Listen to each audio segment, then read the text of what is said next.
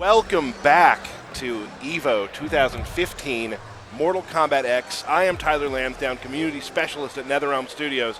With me, and this, I gotta say, we're good friends, but this is an honor, actually, to commentate with you because you are one of my favorites to watch on commentary.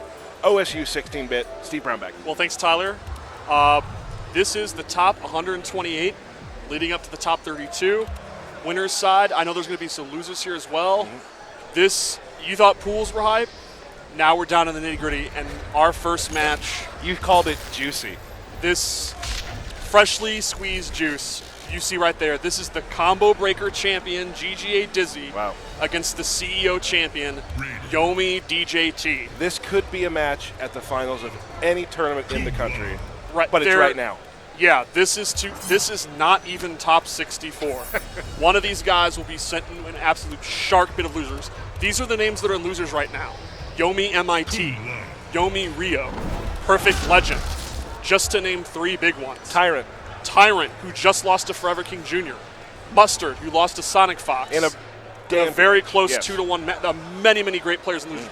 You, Blind Ducky is in losers. White Boy's in losers. You do not want to be sent into this shark pit. Tom Brady's in losers. Many great players in losers.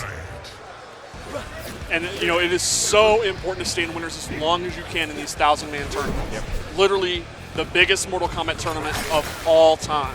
I know this is going to be a difficult one for you to call because Dizzy, not only a team member, but a very good friend of yours. Yes, but I'll try my best to be an unbiased broadcaster. It's not hard. DJT is a player that I've respected for years now. I first met him at EVO 2011 where he got top 8. And here we go. All right, here we go. Now, this is a matchup that is interesting because Kung Lao does very well in the neutral game with his down 4, with his back 3. But Raiden is a character that has explosive offense. If he hits you once, you're in the grinder. Right. Kung Lao's a character, his offense is not the greatest, but he does a lot of great chip and very high damage. So they're both great offensive characters for opposite reasons. Now, what is Dizzy when it comes down to matchup knowledge? How is he on Kung Lao? Probably not as confident as he'd like to be because there's really not a lot of Laos at the level of a Foxy or a Denzel, but he's done his research. And Dizzy's a heavy research kind of player. Denzel winning pretty convincingly there. Really good convert. Kind of like Pig of the Hut in a way like that, where he really studies the character. Right, a very good at, watching match footage, looking at options. All right, another armored launcher. Denzel breaking before he even took the vortex. Interesting break. Yeah. Okay, you see right there, the down 4. Raiden's best tool is forward 1, and that's a high. So Kung Lao's down 4 does a really good job regulating. Oh, the neutral jump punch got blown up. Dizzy's going to have to make a huge comeback here. But if there's a character that can do it, Raiden, Raiden could do comebacks. He could get him into the corner, and it could be over. But he will not know. Very decisive game 1 from Denzel. What sort of adjustments can Aaron make, Dizzy, right now in this sort of matchup? I think he, in my opinion, let DJT play a little bit too fast. He let him honestly run all over him, and I think he's got to slow the pace down if he can. I don't know how you would do that against Kung Lao. Saying that's what he does. Yeah, that is what Kung Lao does. He's going for a stage switch, probably just to spend a little time thinking. Yep. And let me tell you, if you were here right now, it feels like a train is going through the room. Yeah, what is that? It's a trailer of some sort. And you talk about matchup knowledge.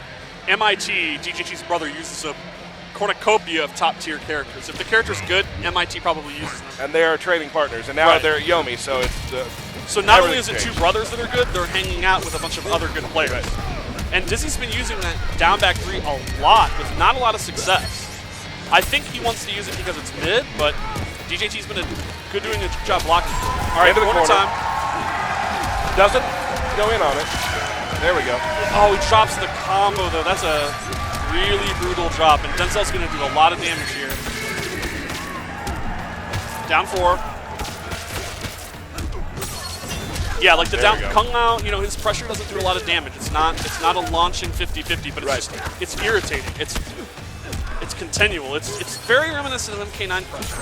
And that was kind of a not a lot of options. situation. That's a Black Adam orbs. situation. All right, it would take a lot of mental fortitude for Dizzy to come back here. DJT looking extremely dominant. It would basically be the comeback of the century right now, to be honest. Are we are in only real master Only territory. this would be definitely Elder God status comeback. What a showing for DJ, like just non-stop pressure. A little taste of his own medicine, really, for the corner. Shades of Johnny Cage, MK9. All right, this is the last-ditch effort. Chip alone will... Drops the punch. He makes this comeback. That would be pretty stunning, but he will not. And DJ takes it very convincing 2-up. Yeah. What a statement from Denzel. And we're going to do the flower pot. That's gross. Yeah. Wow. That was... DJT really had Dizzy's number that game. Yeah. Honestly, at no point did it look like Dizzy knew what to do against Kung Lao's offense. He's just tough to deal with. DJT and the Yomi guys, they have been pretty consistently maintaining that Kung Lao's one of the best characters in the game. Yeah, I think we're Obviously, starting to see that. it's kind of an early game thing where no one really knows what they're talking about, but that is the early game thought right now. Right. Well, Dizzy now is going to dive into that He is shark in a- tank you talked about. Yes, he is now in a Shark Tank. Speaking of Shark Tanks, right now we have Foxy Grandpa from the UK, arguably the UK's strongest player. Plays Kung Lao in such a different way than somebody like a Perfect Legend. Or Yeah, I agree. I think it's almost more of a slower, more careful pace. Like he doesn't teleport a whole Right. bunch. I don't like teleport. And his opponent is Adonis the God, a guy that I've known for 10 years. Yeah. He beat Rio 2-0 with Bone Shaper Shinnok. And I asked him about it. This is Korn's attitude, what you have to respect about him. I said, hey, good job in your upset. That's crazy. And he goes, what upset? I've been playing fighting games for 20 years. I don't care about Rio. And I was like, what? What? Didn't pull the mic out of his pocket and drop it on the ground? And then he goes, he thought he would mirror me. I've been playing Shinnok since he was low tier. Oh, man. And now, it does say on our list he is playing Kano. Probably. Yes, he does use Kano. Oh. I know he's used Jackie. I know he's used a lot of characters. I like watching some good Kano, but we've actually seen a lot of really good Kanos here at this tournament. Yeah, Coach Steve. I know Showtime's been using Kano. There was another notable Kano. Been a few. Newbie. Oh yeah, Newbie won his pool. Yeah. Now, Adonis the God, if you're not familiar with him, you're probably familiar with Korn Alucard. Yeah. Adonis and Alucard have been friends for years. They play all the time. All the Korn guys, they're really, really smart about their training regimen. They focus on bad matchups. They focus on fundamentals. They focus on matchup knowledge. They have a really, really strong scene. Yep. They actually have a series of Rand bets they do every week, and I don't think a lot of people really pay attention to their scene. And it's one of those things where, Alucard came out of nowhere and got third at comp. You actually see him coaching Adonis right now. I mean, I didn't know who Alucard was for doing justice, and all of a sudden this Ares pops out Right. of nowhere. Yeah, and Alucard is one of the best Hugo players in the world in Street Fighter. He actually just beat Momochi at CEO. Like, He has quite the resume. yeah, he's...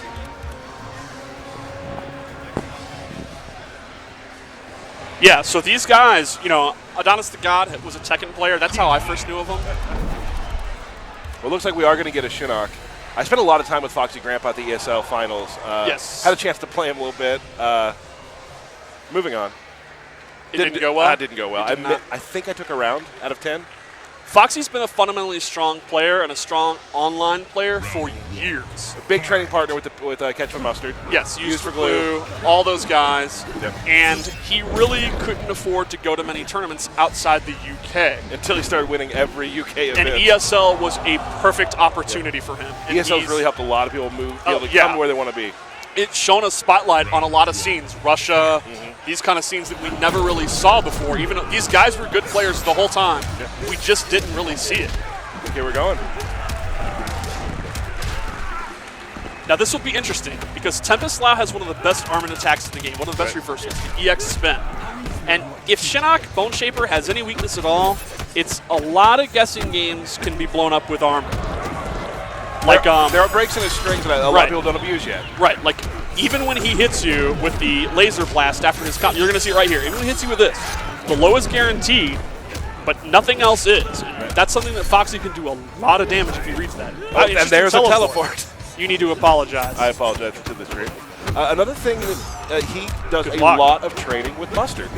Yes, that's true. They go back and forth. Yeah.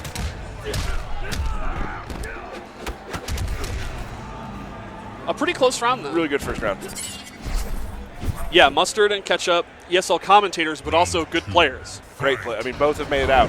They were two of the best Sector and Cyrix players in the world in MK9. Two of the best commentators out there, too, now. Yeah, they're really, really good.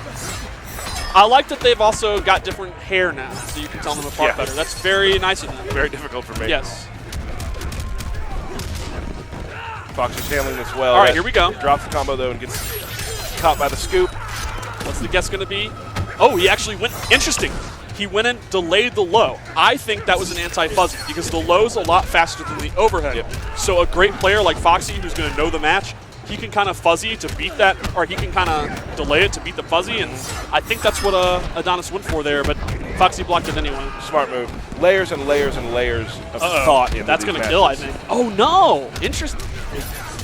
Well, it didn't matter anyway. He still won game one. Still, 2 close rounds. Now let's see if he switches. You know, it's funny as the game grows and gets older, you don't get to see a lot of matchups. And today I saw Jackie Sub-Zero match. I've seen, like, you start to see a lot of things like that. That's right. Dab made it out of his pools and win it with Jackie. He beat Detroit in a really good set. Dab, one of the nicest guys in the community. Dab is awesome. A true family man. He really doesn't travel that much because he has a girlfriend and a kid. So, you know, he's really more interested in his family life than playing these video games. But he plays online a lot, and he comes. Luckily, you know, he lives in NorCal, so he can just come to Evo every year. Foxy's really starting off well here. Yeah. And the corner, I mean, this is bad news. Almost dead. Orbiting hat. Not a lot you could do. Oh. Hat on, duck, game over. Round over. Yeah, Foxy looking really strong. Okay, the fireball. That is a high, but the EX one's a mid, but Foxy just sitting there blocking it. It's been really great for Foxy, I think, for these last few months, too. Because there's always been that question, are the UK players as good as the American players? Right. And Foxy has come here and said, yes, I am. I think long-term fans of our games and EVO will know Foxy's story. In 2012, he was a really strong player. He came here, he actually injured his head, still showed up the next day to compete, and he got top 16. So for him, this is kind of an opportunity a couple of years in the making. You know, like you just said, he wants to prove how good he is. And he finishes it with the X-ray. Foxy takes it very convincingly. That is one of his favorite finishers to matches. I see him do it. I've seen him probably in a match like that 10 times. I really like that it's a kind of a callback to the MKDA whirlwind kicks. Right. A flower pot again? Mix it up, guys. Now, if you didn't have enough corn, Alucard's not going to sit down. This is a huge, huge match. Now, let's go over some history. Earlier, you brought up when Alucard used Ares and got top 8 at UFGT. Yep. Pig of the Hut was the guy he beat to place. And that's what we're going to have right now. Kenshi. You know, I love EVO because every single match has a story. Yeah. And it's just, and this one goes back to Injustice, when Alucard opened that door and said, I'm here. Yep. And that was it. That was Injustice. And now he's obviously shown that he is very good in many fighting games. His Kotal Khan, I mean, he was, what, third at? He got third at Combo Breaker. And he got 9th at CEO. He lost to Gross last decision, last round. It's so funny because he got third at Combo Breaker, and everyone's like, what, Alucard? It's like, right. Why are we still sleeping on him? Now, Pig is a guy who has had mixed results, to say the least, in MKX so far. He's done pretty good at some tournaments. $10,000 mix. He got third. Yeah, he won $10,000 last weekend. On the other hand, the week before that at CEO, he did not get out of pools. Yep. And he'll be the first to tell you that he's not. Pig is a research player. He likes to know the players. He likes to know the matchups. He's not a free flow kind of guy. Right. He's not a wing it kind of guy. He's a methodical. He likes to slow the pace down. He likes to weigh the most efficient options possible. He likes to oppress you. He likes to know what you're going to do and stop you from doing it. And when you're in the wild like this early on, it's very difficult for his playstyle. And that's why you'll see ESL, he knew the bracket. He knew he was going to play. So all he did, work on Kung Lao. Right. Foxy is the main threat I'm going to work on. At a tournament like EVO, it's much harder to do. However, Pig is a professional, and he has looked through. Pig, when the brackets are out, he tells his wife, honey, you're going to have to go upstairs, go to bed early. It's bracket night. Tucks his daughter in. He has all the papers laid out like the war room. And, he knew there was a good chance he could play Alucard. And we're here.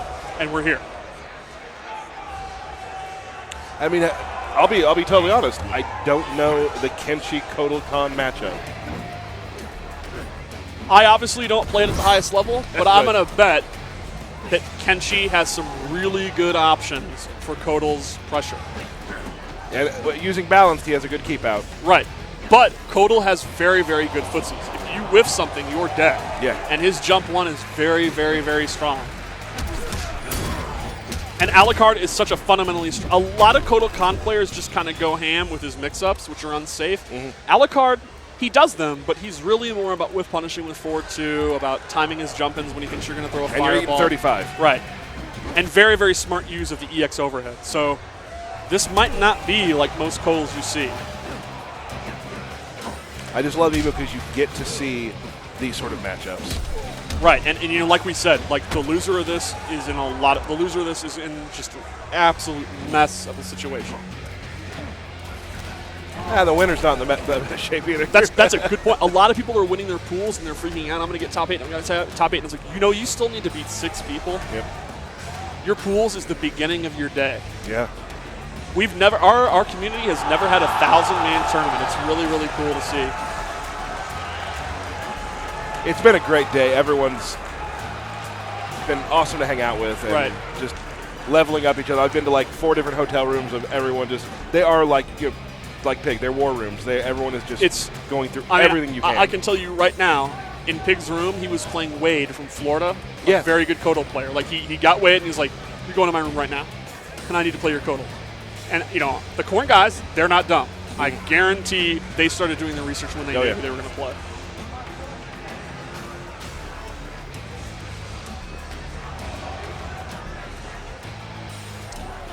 Yeah, I expect this to be a heavy matchup played at about jump distance. I expect it to be forward 2 and forward 1 versus the shoulder barge. I expect it to be Alucard. Do I want to jump now? Or do I not want to jump and fake that I'm going to jump? Because the EX Rising Karma is a great anti-air. Now, what are Kotal Khan's options if he's able to keep him out? If he's able to keep Pig out, or Pig's able to keep Kotal Khan out?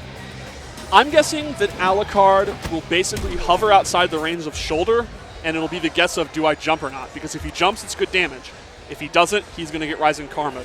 As good as the Rising Karma is, though, no one can deal with run, down 4, forward 1, forward 2, and jump all at once. So I think Pig's probably going to keep him out, and Alucard's going to think, all right, is it time to jump? Is it not time to jump? Is it time to maybe make him with a barge? Basically, you just saw he just tried to check him with the down 4. Kotal's really, really good low poke. Oh, excellent. 2 in a row. Yeah, he thought he was going to hit a button. Now Pig's in the corner. All right, here you go. He's in the grinder now. Good blocking. Okay. Wow. Pig is not doing well guessing here. He is absolutely stuck in the corner. Uh-oh, Alucard accidentally cornered himself. I think he thought Pig was probably going to do a shoulder barge. Okay, the tables have absolutely turned. Yeah. 2, though. Now Pig has X-ray, and he will use it. Nope. Oh. Branches. Oh, no. Okay.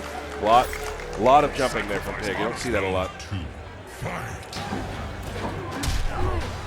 Yeah, Kenshi doesn't have the greatest offense. He really just kind of either jumps, or he runs up and does back 3, or he runs up and throws. That's really his main offense there. Right. Kenshi is really a character that punishes you for getting impatient.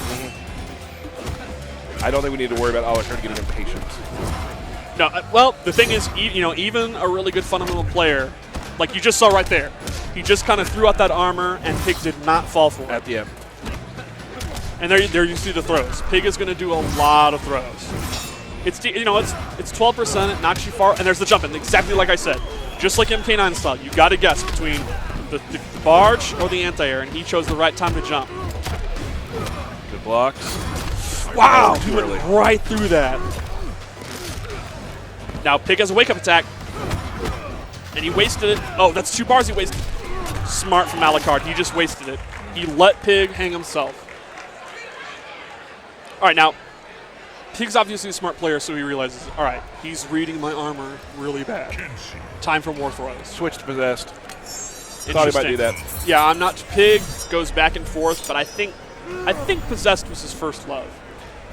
The teleport helps, I think. Yeah. I think he really likes the teleport. I think he also really likes that his zoning is much safer. The shoulder is safer. The back forward 3 is safer. The armor is safer, but you don't get a combo, so it's kind of a weird trade-off. He's going to start the match with teleport. Calling it here. Okay. Oh, my God. Blow up. Huge blow up. He was probably thinking about it, though. Yep. Wow, what a trade. A trade I've never seen. Wow. Okay, Sunbeam. And there you go. Yeah, you see, that was safer, but he only gets like about 20%, 18%. Oh, he also loves those demon drop setups. He's got a lot of really goofy setups he uses. Gonna trick him later with that and do a throw, I'm sure.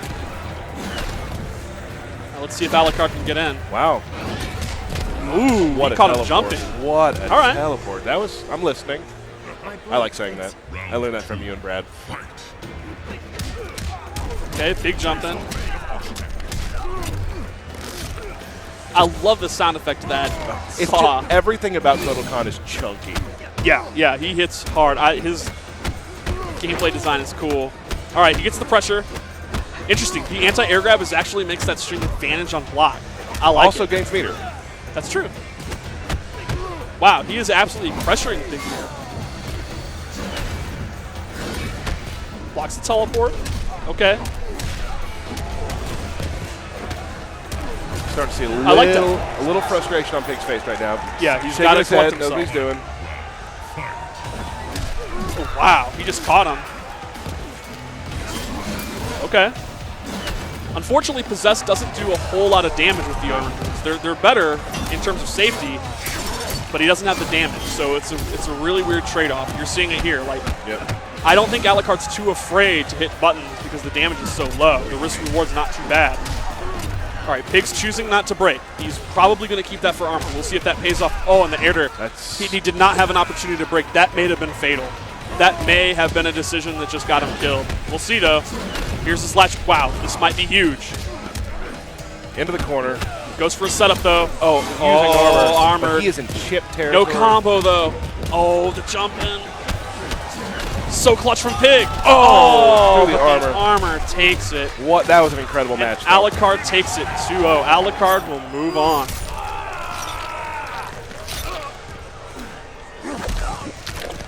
And we have another person in. Well, you got to give props to Pig. He definitely has heart. I get it. Not anymore. Yeah, that's good. It's good stuff. Really. You should go now. We are going to move on here shortly. This is going to be interesting. Okay. All right, check it out. Gamefly. Sign up and rent today. Look at all the fighting games. Our game, Smash, Persona, everything. EVO fans get a 2-disc plan free for the first month. Go to Gamefly.com, EVO 2015 to redeem. Not just fighting games, though. Any game. Any game. Batman Arkham Knight. It's Good. great. Good it's a great game. Good game. I'm playing it. I just got all the Riddler trophies. That's my next goal. The lady is the only game she enjoys watching. It's pretty good. So. The story's really good. Maybe you saw a fighting game here tonight that you don't play and you'd like to try it out. Yep. It's a way to try it out. Maybe, hey, you know, that Kotal Khan was awesome. I've never played him game before. Try Gamefly. Well, you're super good at this part. Hey, you like video games. We got some good stuff coming up. Nivek, from Greece, my teammate in the Predator Battle Challenge at ESL Finals versus BLT Snake. He is a NorCal player. He used to play Flash and Injustice. He was one of Ducky's main training partners, Dab's main training partners. In this game, the last I heard he plays Johnny. I believe fisticuffs and stunt double, and I think stunt double is the one he likes the most.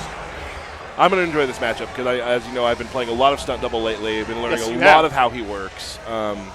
Pressure for days. The Raiden matchup. Wow. Now, I think both these guys have an interesting story. If you've been watching ESL, you know Nivik's story. Definitely one of the UK's best players. His only real demon is Foxy. He usually loses to Foxy, and it's usually really, really, really close. Yeah. And Foxy always clutches it out. But, again, this is his first EVO. He's here for the first time. Wearing his grease cape. That's tight. I like that. Yeah. And he got to hang out with Nicolas, who he used to know. Before Yeah. Nicolas moved to America, they used to play MK together. Now, the Snake, if you guys haven't heard of him, he has an interesting story because, like I said, he played Flash and Injustice, and in casuals, he was very good. I played him in SCR, and he got plenty of games. We had a really good set. He actually almost beat Theo at SCR. He would beat Ducky sometimes. Like, he's won their local, but at majors, he's never pulled it together. And it looks like he started today. And he's talked to me a lot about this. He said, as a rushdown player in a tournament, how do I win a 2 out of 3? How do I condition the opponent when I'm being conditioned first? And a lot of people are giving advice. I know Dab has, myself, Lounge Cowboy, Ducky. We've always tried to help him, but he's never been able to put it together. This is one of those opportunities. On the biggest stage. Right, and it happens. Against the best player from Greece. It can happen. There are people that play in tournaments for years. I guarantee many people listening right now are saying, that's me. Where you get nervous or you don't want it to do in a 2 out of 3. Sometimes it clicks. That's me. That's true. I get it, yeah. I'm excited to see this. Sometimes the nerves go away, and sometimes it's at the biggest stage. There have been, even in NRS games, there's been multiple times where an EVO placer is someone who, look at 2013 with My God, who was a good player online, a good player. Most people that trained with him thought he was very good, never really did much in tournament. He got third. He came in confident. You never know. You never know with some of these guys. I'm definitely looking forward to this. Do we know his coach on the side there? $50 says I win. I can't see.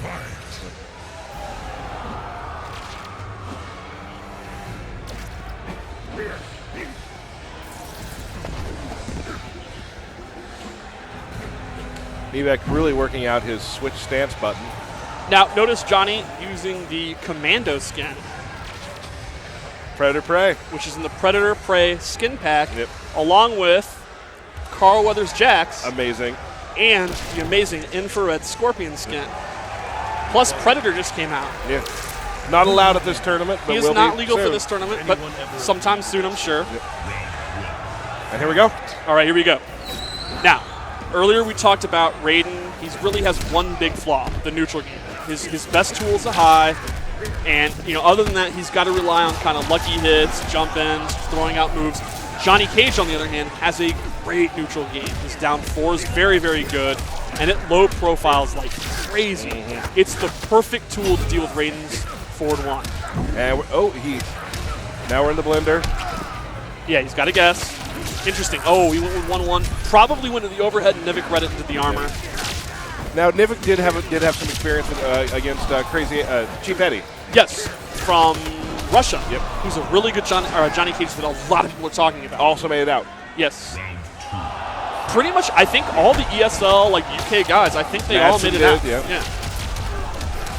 All right, now, Snake is in a lot of trouble here. Let's see what his guess is to get out. Oh, man, he let go of block. Oh. Really smart use of armor from Nivik there. He read the armor and did his armor. All right, stunt double pressure.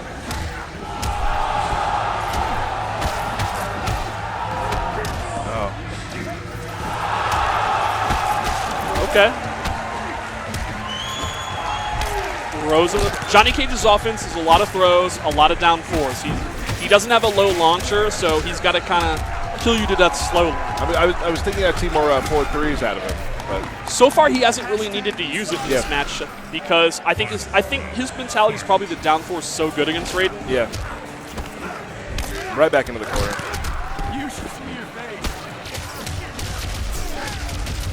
Yeah, he's going to be right back in the corner. Now notice Snake doesn't have any bar. Oh, man. Oh, Drop Nivik the drops combo, the combo. That's a huge drop. That would have been a vortex. Okay. Wow, he caught him in the air. Very cheap. That's a very difficult. I like that. Standing one in the throat. He read last time that he did 1-1, and Nivik read it, so he made a counter read. Yomi level 2, everyone. Oh, Activates, interesting. trades. Back into the corner. You can never truly leave the corner against Lord Raiden. Nope. Goes for the gimmick. Oh, whoa, another trade. Down 4. Oh, no. He drops it. Drops the neutral jump punch. Trip guard. Superman. Oh, no. Lightning. Nevik. The chip. Oh, All right, the chip was too much. Very close, though. We saw a lot of adjustments from round 1 to round 2 from Snake too. So I mean, Right, now if you're the kind of guy that gets nervous in tournament that has never really delivered, you have to think, it's so important to think. You can't start thinking, oh God, I'm going to lose, I had it, I'm going to be in losers, I'm choking it. You have to say, all right, I made adjustments, he made adjustments, it was super close, it's a first to 2. You have to just mentally chill out, and it's not easy in this kind of environment. Interesting, the first time he's been using that fireball. I actually think, in my opinion, Johnny Cage's fireball is really underrated. 8%. It does a lot of damage. Ooh, that really good setup there. I like that. Most projectiles in this game don't do a whole lot of damage. His is one of the exceptions. It's also pretty fast. You gotta be careful against Raiden though, because any That's bar true. Superman threw it in the corner. Yeah, you're absolutely right. And then you're in the corner. That's a good point. Okay, went for the shadow kick. EX not punch. That shadow kick, as much as I love using it when you're in the corner, sometimes you want to use shadow kick on neutral jump to get out of the corner. You can't do that because the shadow goes away from you and you don't follow it. There it is. X. Oh no! He made the right read. It's not over. It's not over. That's Good. it. Okay. Wow. That down 4. You use open again directly after the down 4. Yeah, you really got to lay the way he's using down 4s here is really good. Okay. Nut punch pressure. There he goes. Wow, I think he went for a combo there and missed it. Would you have hit that combo? No. Now, you recently, how much does your corner combo do? 40 and a nut punch reset. That's not bad. All right. Snake looking really decisive here. Oh, Nevik with the gimmick. Nevik with the nonsense. You know, Nivek is also one of those players who uses he stops the electricity in the corner, Yeah, he almost really likes using it like a clone. How it works. It's a good point. He'll often put it in front of the opponent and then use that to get in. Sometimes they'll jump it, or he'll even hit him sometimes, and they'll bounce and the legs will hit it. And Snake making a huge comeback here. That was really decisive. This would be the first upset of our top 128. Yeah, which started like 4 matches ago. It's true, but it feels like a long day to me. It has been. Yeah, I don't think he's gonna. I think Nevik's just taking a break. I don't think he's gonna switch characters. It's a stage switch. It's I always preach that in tournament. If you're inexperienced in tournament and all that, do not rush to rematch. There is no time limit. At your saltiest moment, right? Just push restart.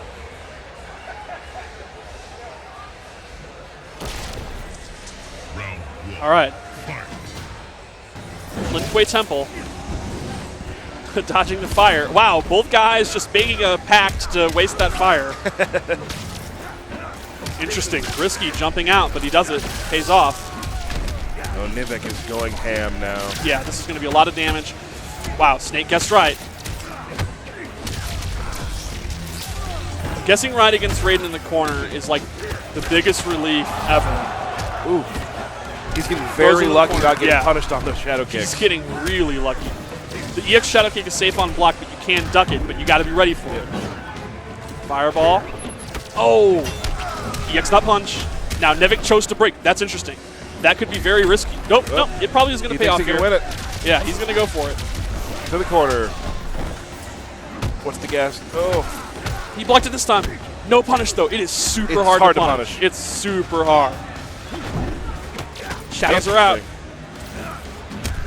Oh. Oh, wow. And Snake on the verge of a huge upset here. I don't think many people would have saw this coming. We'll see, though. Nevik, he's made comebacks before. He definitely could do this. And Raiden is a combat character. And here we go. Nivek did win 7 straight matches against Foxy Grandpa. He did. Yeah, Raiden could definitely do it. All right, and there you go. Raiden's down 4 on his own. He's finally using, I'm tired of your down 4. I'm going to give you a taste of your medicine. That I do not like that breaker. That's a rage breaker. I like that setup though. Yeah, he's Throw got the uppercut and keep attacking. You got to save. And there's your forward 3 that you asked about earlier. Yep.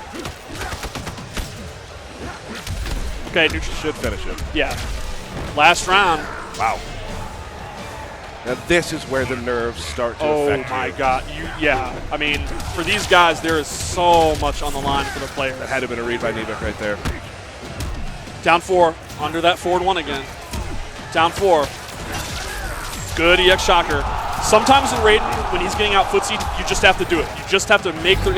It's very reminiscent of like Batgirl, where the risk reward's always really good for you, but sometimes you just gotta go for it. Right. Again, armoring through that 1-1. He has never done 1-1-3 the entire set. It's interesting. There you go with the overhead. Now, Johnny Cage can make big comebacks. Yeah. Oh yeah. One EX nut punch. Honestly, this could be huge. And this one in a nut punch. No, he goes. Yeah. There you go.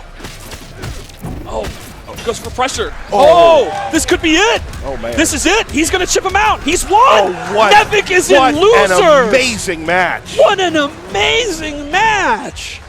Wow. Wow. You got us, Snake. I mean, if nerves were affecting I you, need you a did drink. not see it at the end. What did he have left? 60% health compared to like an inch of. I mean, there was. Wow. Against one of the best Raidens in the world. One of the UK's best players, one of the best Raidens in the world, is in losers. Welcome to the show, Snake. Wow. Like I said, man. this is the time. That's my match of the tournament so far. That was the best match of the tournament so far. That was incredible. I was concerned when he did the EX nut punch. When he did the 2 nut punches, I didn't know where he was going with it. Right. And using that meter, like at that point, is that a good idea? And just closed it out. That was insane. Well, he's going to be on. He's on a mode to the top now. He's. The crazy thing is, he just pulled off the biggest upset of his career, and it's just the beginning. Yeah, right.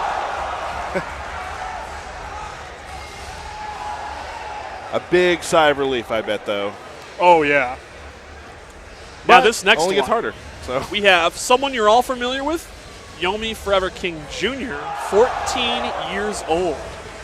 Younger brother to Forever King, one of the best MK9 Injustice players of all time. Yep. Versus MOV. Are you familiar with him? Yeah. MOV is hands down one of the greatest Street Fighter III Third Strike players of all time. He won the Street Fighter 25th Anniversary Tournament a few years ago. He is an excellent Street Fighter player. Classic. I mean, he's been playing for a while then. Oh, yeah, yeah. I mean, Street Fighter III Third Strike came out in 1999. Great game, by the way. My favorite Street Fighter. Okay. And I didn't know he was playing this game, but if you look at the pools, a lot of Japanese people were playing. Dizzy actually played Kendevu, first round of the tournament, the Golden Fatty. And although he beat him, he said the dude was pretty good. Like, he knew his setups and stuff. I got to say, Forever King Jr., first of all, is what, 14? 15? Yes, 14. He is 14. And every single time he gets better. Yeah. He, in the character notes, all it says is, That is amazing. so are we going to see Jay? Oh, and now you're going to play Kung Lao on us. He also plays Ferritor, Yep. plays Kung Lao. MOV, it says here at least, he uses Quan Chi. And this is a winner's match. Yes. Forever King Jr. defeated Tyrant. That's to win this crazy. pool. That was one of those pools. There's always the pools at EVO. EVO, you always have the pools where it's like, there's no one notable in that pool. Then you have the opposite spectrum, where you're like, oh, King Jr. and Tyrant, I have no idea. I have no idea. And I thought that if you would have asked me, I would have said 5-5. I have no idea. And King Jr. won. Now, unfortunately for MOV, even if he's been playing a lot, he's not going to have the advantage here for knowledge, because King Jr. plays with arguably the best Quan Chi in the world, Yomi Michelangelo. Yes. It's even the same variant, Summoner. So I think Forever King Jr. will be very, very prepared. Wearing a unlicensed Aaron Black shirt. We'll have to talk to him about that later. Yeah. You're going down, Forever King Jr. He's a child, man. Oh, right. We'll call it good. All right, so he's straight up going with this pressure here. Typical Tempest Lao pressure. Probably going to test what MOV knows, see how he reacts. See, MOV went for the instant neutral jump, which is one of Quan Chi's neutral jump punches. Yeah, definitely one of Quan Chi's best moves. Decisive.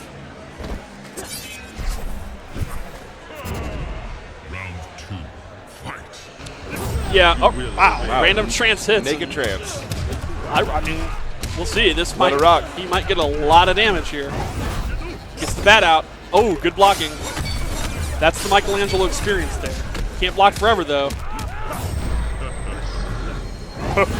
It is funny that like there was a time maybe 2 months ago where everyone's like, "That's impossible to block. You can't block it." Now people are doing it. Well, MOV just started that round with a random trance and then got a flawless. Yeah. So. Yeah, Quan Chi's a really interesting character design. He zones really well, and he's got pretty good but somewhat risky footsies. Wake up options, nil. Very, very bad wake up though. Arguably the worst wake up in the game. But to be fair, he doesn't let you wake up when he knocks you, when he gets his mix-ups going. Like, here we go. Now King Jr. has a breaker, so he can breathe a sigh of relief. He could be comfortable here. Worst case scenario, he can break. Oh, but he doesn't even need to. We're gonna see a brutality. No. A strange bit of mercy from King Jr. A real gentleman. Not a bad game one, though. Yeah, MOV shaking his head, kind of knows what to do next. Yeah, I mean, he looked just like Dizzy said about Kendevu. It looked like he knew Quan Chi's mix-ups. Yep. We made it this far. I hope he does. Kung Lao doing a lot of throws. It's really smart. Throws are really, really strong in MK. It's a 50-50 break. First off, you have to let go of block, and then, obviously, you have to guess between forward or back throw, and it's a straight-up guess. So throws are very, very, very strong. One of the best mix-up options in the game.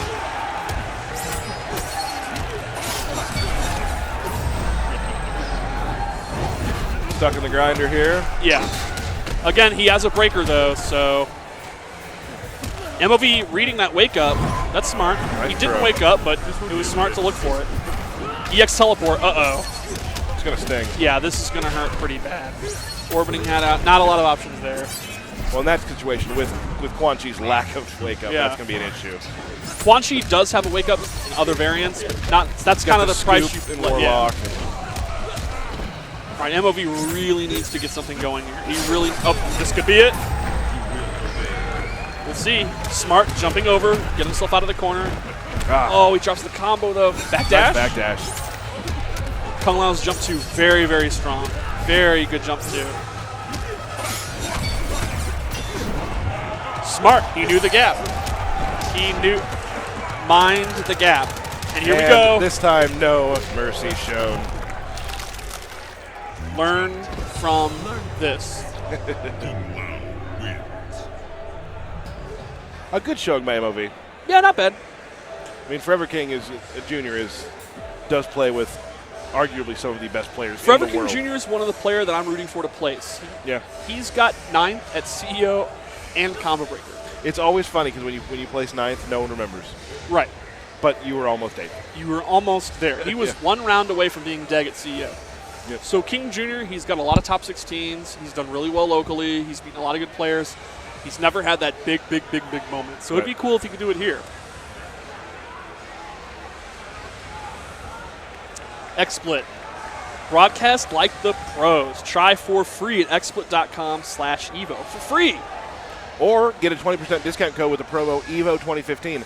We use it for the Combat Cast. Love using XSplit. Super easy to use. I love using it.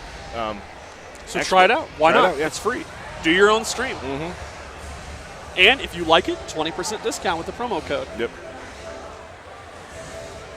Can't beat free. Cannot beat free. Cannot beat free.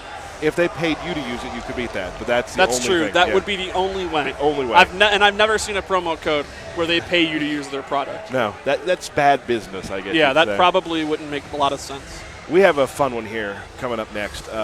One of my favorite players to watch, actually, Honeybee.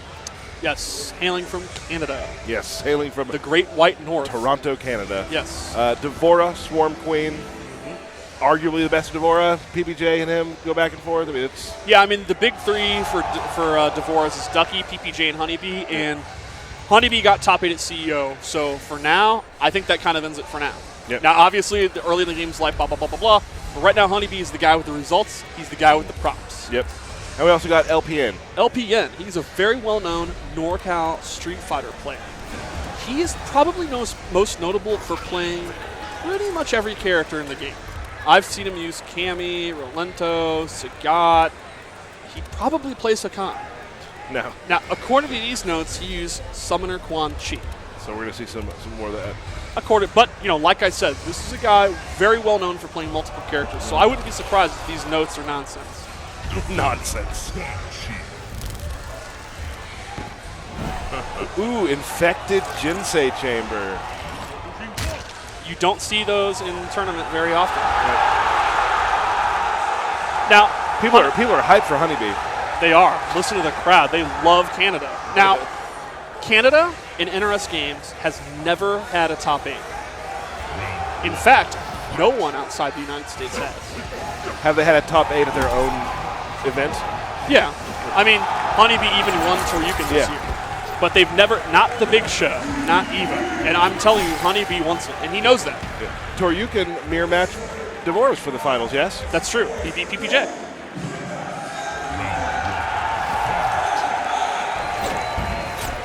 Off to the races. All right, down 4. Now, Honeybee was known for his definitely the best flash in the world. Pure rush down. He doesn't want to zone. He doesn't want to sit there and slowly work his way in and play footsies. He wants to be in your face, mixing you up nonstop, and that is why Devora is the perfect character for him. And unfortunately, that might be a punish. Elpian not punishing it, though. Devora is a character with excellent reach and excellent mix-ups, and the reach leads into her mix-ups. I question the use of the meter burn throw there. Yeah, I'm guessing that was an input. I think so. I'm guessing he went for a throw, then changed his mind and blocked. We all do it. Yep. You know you've done that. Oh, yeah. And then you throw, then you see it, and you're like, oh my god, and then you try throwing it. Right. Yeah, Devora does a lot of damage. And Quan Chi, you brought it up earlier. Quan Chi's wake up, not the greatest. Right. So that's really, really rough. Okay. That forward 1-1 is kind of the key to her neutral game. She uses forward 1-1, and then she can do forward 1-1-2 into a bug cancel. She can do forward 1-1 into puddle. She can do forward 1-1 into throw. She can do basically forward 1-1-2 if she thinks you're going to take the hit. She can do forward 1-1-2 ovipositor. She has a lot of options, and it covers a lot of range. It's a very fast mid, too. And that was a pretty definitive match there. For Yeah, Elpian really looking honestly lost there. It's kind of a situation where, he's probably playing the game on his side as a side game. Street Fighter's definitely his main game, and he's up against, what could be a top 8 finalist. Yeah. Could be. Are you calling it now? No, it's EVO, so absolutely not. I'm just saying, if you were to say, can you name 30 people that could do it, he'd be on my list. Yep. All right, now he's got the bat out, so this is definitely, he's going to get something going. He's got the zoning going. If Devora can get in, it could be over, but you have to get in first. And there you go. Yep. One jump in, 5 dashes into the corner. Those Bs, man, you can't see. Should Kenshi be immune to that? Yeah, your face is covered in bees. Yeah, but I mean, They're probably stinging you too, though. that's true. Touche. Yeah.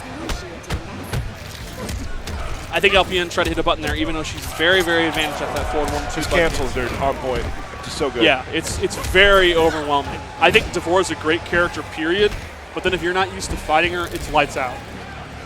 It's hard enough when you know the meta. It's difficult. So if you're not experienced in this, you're probably done. That trade did not work out for LPN. Yeah, one of the best things about the puddle, as you can see, when it's out, and it's going to hit. And if you hit her, you're going to lose. It's like trading with Sub-Zero's Ice Ball. That's true. Or Ermac's Soul Ball. Now, LPN does have full meter here. Unfortunately, it doesn't seem like he really knows when to use it. Right. Like, you know, when he can arm around, when he can X-ray. There you go. Oh, no. That's pretty much a game over moment. Yeah. All you can do there is say, all right, you got me. A nice handshake, and we're going to go with the faction kill. Faction kill, not seen yet. The first faction kill of the tournament. Respect to Honeybee for the faction kill. Yeah. And we're going to keep going. We're going to see DJT again. DJT, a lot of people's favorite to go pretty deep in this tournament. Yeah, I think in this tournament there are two big favorites that everyone talks about. And I think that's DJT and Sonic Fox. Skullgirls second encore, now out on PS4. Coming soon to the PS Vita, $24.99 cross-buy for PS4 and PS Vita. So, if you're new to the game, never played it before, now's the perfect time. Yep.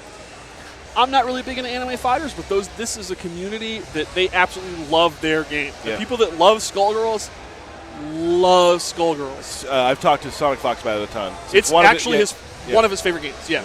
He absolutely loves it. So, hey, you like MK? I bet Sonic Fox is a cool guy. I bet you pick this up, you tweet him, hey, you want to train with me? I bet he'd help all you guys. Yeah, he's going to love you saying that. No, I'm not even kidding. You're probably not I bet kidding. He would. Yeah, I bet he would. I know a lot of these MK tournaments, if you go to his room at like 2 a.m., he's got a Skullgirl set up. The people that love the game absolutely love it. And it's definitely a game that I know. I don't play it, but I know the creator of it and the guys that make it are really, really good with the community. They really, I know it has a great training mode, a lot of really cool features to help you learn if you're into that. Yeah. So what a great time to pick it up. Looks like we are skipping this one for now. Yes, you're right. We are going to go with Smargasm from Atlanta. One of great Black Adam player in Injustice. He was. In the post-patch era, arguably the best Black Adam. He got top 8 at final round. Because everyone dropped him because they thought he wasn't good anymore, and they were all wrong. Interestingly, Smar played Black Adam from the very beginning. He just liked him, could never place top 8. Yeah. He would always win the locals and get like top 16, but he could never place. Black Adam got nerfed. He kept playing him. Then he got top 8 at arguably one of the strongest Mortal Kombat tournaments of all time, final round. Yep. Digit, not much of an introduction needed here. The best Shazam in the world. He actually got 9th with Shazam last year at EVO. Shazam, put Shazam on the map. Yes. Made me want to play Shazam. Yeah, a great, super high, fast-paced player. Really high octane. He would just dash up and do that command grab. Yep. Yeah, he did really well at SCR, really well at CEO. He got top 8. He got 7th at a major with Shazam. Like I said, 9th at EVO. He won Texas Showdown. Yep. Yeah, and then in MKX, he took his lightning-based powers onto Lord Raiden, where he won Texas Showdown again. Yep. He then got top 8, 5th, I believe, at the Commonwealth. He defended his own championship on a different NRS in game. a different game. Yep. With a lightning-based powers character. It all makes sense. Yeah. And Smargasm using Bone Shaper. Yes. Smargasm will be the first to admit this. He's basically in this game gone from top tier to top tier. Yeah. Yeah, since the game came out, he was a Rain player in MK9, and just a character lore. Just Rain was his favorite character. Rain, unfortunately, didn't make the cut. Yep. So he's one of those players that loves their character, and they had to kind of figure out a new main, and he's basically like, well, I guess I'll play top tier. So he's been going from top tier, trying to find who he's comfortable with. Now, he claims he really likes Predator and Shinnok. Predator's not legal, so here we go. Yep.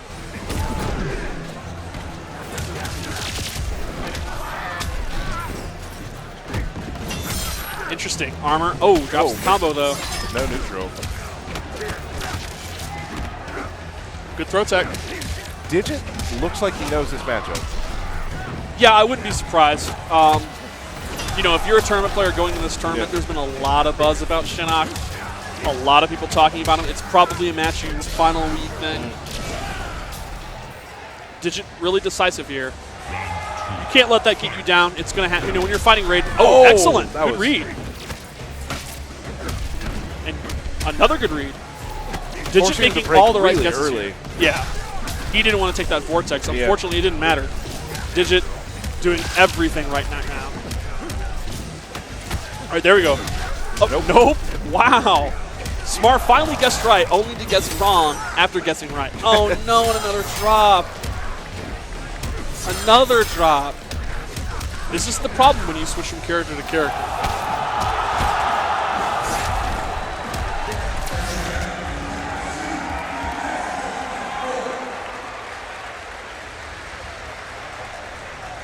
All right, very, very decisive. He made more hay with that meter burn uppercut from Raiden than I've seen anybody do in a match. Yeah, the interesting thing about Raiden is he has like 8 trillion armored moves, so and they all have kind of different purposes. I really like the way you use that one there, though. So Smar deciding to go to the Samurai Shinnok Yes. skin. Maybe a more More regal. honorable approach. Honeybee picking his backpack up to the left. All right, Superman into the corner. Oh, good read, Digit. Digit, I don't know how, but he is read Smart like a book right now. He's doing everything.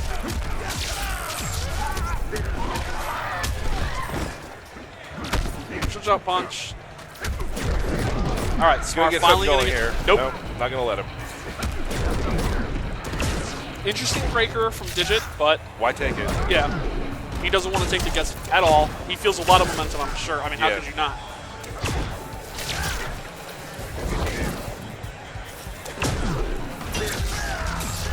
He'll take the round. Wow, Smart has really got to make something happen here. He has made comebacks before. At Combo Breaker, he was double comeback. flawless by Showtime. Ended up running it back. So, but unfortunately, if he's going to run it back, he's going to have to start doing it like literally like right now. All right, here we go. Maybe this is the time. No meter for Shinnok. Is No not the meter for best place Shinnok. to be. That's a problem. Yeah, can't use the skulls. You know, get the advantage or do a combo He'll be at without half life meter. before he gets a bar. Right. More. Okay. This is it. You have got to make these guesses count. Unfortunately, he has no bar. Oh, wow. He's going for gimmicks. Last-ditch gimmicks. Down 4. Oh, That's and it. a Superman closes it out. Digit looking very Just made a decisive. statement there. Yeah, Digit, he didn't do as well as he wanted to see you. He got top 32. Yeah. But for a top 8 player or a regional winner, you don't want top 32, you want top 8. So Evo's a redemption period. Can I say that we see a lot of Raidens on stream, and they always use that fatality? Yes. Can we not use the lightning rod fatality? That's I my really like it because favorite I like one. the way he floats down. Yeah. That's my favorite part. Like a real BA. BA. Yeah, I'm not going to say any bad words. We have a, wow. If you've watched any NRS games for any portion of your life, you are now looking at 2 players who've played them for a long, long time. Tom Brady, Sub-Zero of America, self-appointed. Yeah, but, I mean, to be fair, He's proven himself. yeah. He has made it deep, and now they're in loser's bracket, and now it's Dizzy versus Tom Brady. So this is a heartbreaker. These guys want it bad, and only one can go through. And, Tom, he sticks with Sub-Zero, and he still continually makes it to this kind of part in the tournament. But now at EVO, he has to deal with Dizzy. Yeah, it's a rough draw, and I know he has had trouble with Raiden before. He actually lost to Digit at the Commonwealth. From what I didn't see, it was off stream. I hear it came down to the last hit. In the back of your mind, you got to be thinking, like, I've always struggled with Raiden. I know he feels that Sub-Zero is a losing match against Raiden. On the other hand, if you're Tom, you got to think, I am Sub-Zero. Yep. And just because it's a losing match for Sub-Zero doesn't mean I can't overcome it. And I have a lot of respect for Tom Brady because he'll joke about switching characters, but he is Sub-Zero. We just heard last week I'm picking up Predator. I asked him last night. I talked to him, like, so what's this Predator thing? And he's like, oh, no. No, I'm Sub-Zero. Yeah, Tom he's a lot like me and Pig. I don't know, an emotional player. Yeah, yeah. And his mood depends on literally who he just played. So when he wins, Sub-Zero's good. I've made him work. I've retooled him. I think I can place. When he loses, Sub-Zero's bad. He doesn't function. I'm playing Predator. It's all over the place. But the thing is, the reason Tom's so popular is his passion. Yeah. No, absolutely. And the thing about Tom, too, he has always been a wonderful just person for the community. He tells people how to play. He does a lot of videos for people who are kind of new to the scene. He is definitely a great ambassador for our games. And he's such a character where you know it's going to be, like, this match is super high. Oh, yeah. And if Tom Brady wins this match, this is going to be one of the bigger matches he's ever won. Moving on in EVO against Dizzy. It's true. In this game, I'd say Tyrant, he beat Tyrant at Combo Breaker. Yeah. And I would say this would be huge. up there. Yeah. Now, for Dizzy, Dizzy's kind of the opposite. He's a no-nonsense guy. You know, you don't see him post a lot. You don't see a lot of emo. You know, you don't see a lot of emotional banter. He's just kind of a straight-laced, very, plain. It's the exact, he's not much of a character. He just kind of shows up and plays his game. So, contrasting personalities here. On the other hand, playstyle-wise, kind of similar. Very patient, both very patient players. This match is interesting because, in my opinion, Sub-Zero is all about the corner, yet Raiden is all about the corner. Yeah. Both guys could absolutely kill you for getting you in the corner. Interesting use of armor. Didn't want to take any kind of steps there. That was smart. Raiden, he kind of nails you with just straight up 50-50s in the corner. You got to guess. Sub-Zero on the hand, Tom has a ton of setups. Setups with the clone. Traps. Good punish. Good punish, yeah. That's good matchup knowledge for Tom. EX Shocker is not easy to punish. Sets up the clone. Neutral jump punch. Down 4. We've talked about it every Raiden match we've seen so far. The low pokes are a problem. Sub-Zero's got a great down 4. Ooh, and that clone does a lot of damage. Really good round from Tom there.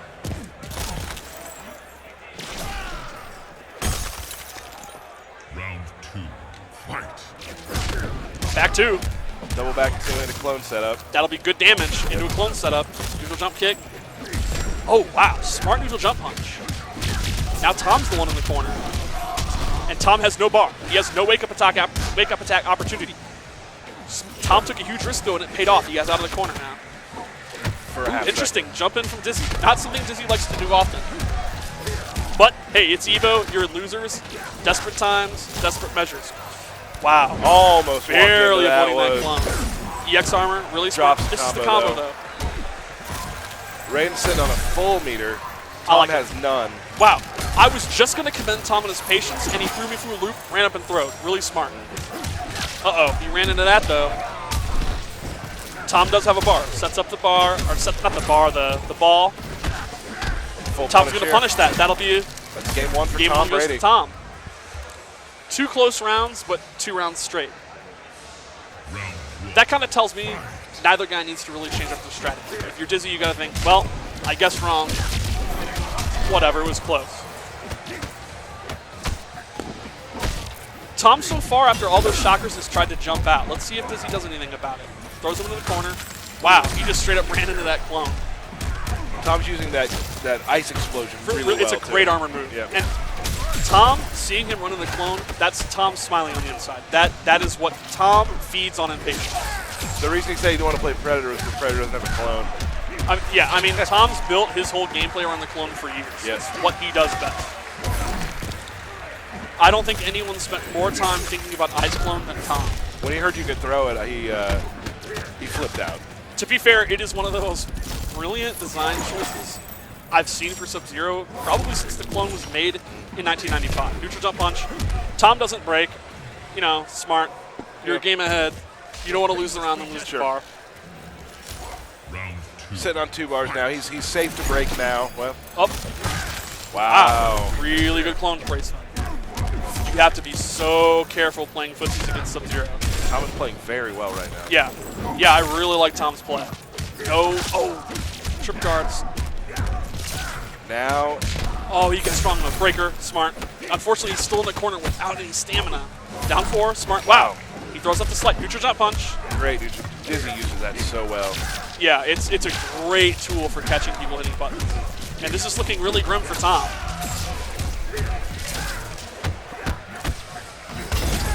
Smart. Yeah. Blew up the armor. All right, so it's 1-1. 2-0, 2-0. Anyone's game. Yep. And I'm guessing Tom feels the same thing. Look, it's Raiden. I guessed wrong. First hit. Yeah, I played fine, and I guessed wrong. I think both guys are smart enough to realize that. Now Dizzy in the corner. Let's see what he does here. Runs in. Oh, man, he caught him jumping. Uh-oh. Now you're in the corner. Good block. Jump kicks. Get your jump punch. Down 4. Really smart. Nice Does not throw. respect the advantage. That's good matchup knowledge from Tom. Oh, my thing. Nice. Clone. That was an incredible That conversion. clone shatter with conversion was awesome. Uh-oh. Tom with the back 2. EX shocker. No punish. Doesn't It's hard. that time. You really got to be ready for it. Smart. Tom making a huge gamble there that paid off. Gotta be safe here, though. He's not quite in the corner, though. Now he is. This could be absolutely deadly. And he has no bar. Oh, no. What a read from Dizzy, and that'll take the round. Set point for Dizzy. Tom's got to calm. You can see him looking frustrated. You can see Lean him back in his chair. Right. For Tom, a patient player, frustration will kill him. All right, smart. Now he can do the combo, take a breather. He has Clones so up. much experience in these situations, though. Yeah, both are playing awesome. Wow, he ran up. Down 3. Down 4. Wow. Oh, he just barely went through the clone. Tom's going to throw him into the corner here. Almost. Throws the clone. Wow, EX Dizzy shocker read that right out. through it. Oh, but he accidentally got the interactable. What an input error. Tom blocking the neutral jump punch. Really good blocking. Oh, man, those lightning bolts going through the clone is really brutal for Sub-Zero. The clone throw, it does a lot of chip damage. Good block. Nice backdash. No punish from EX Shocker goes right through it. Now Tom is in a dire guessing game. Tom's tournament life is on the line.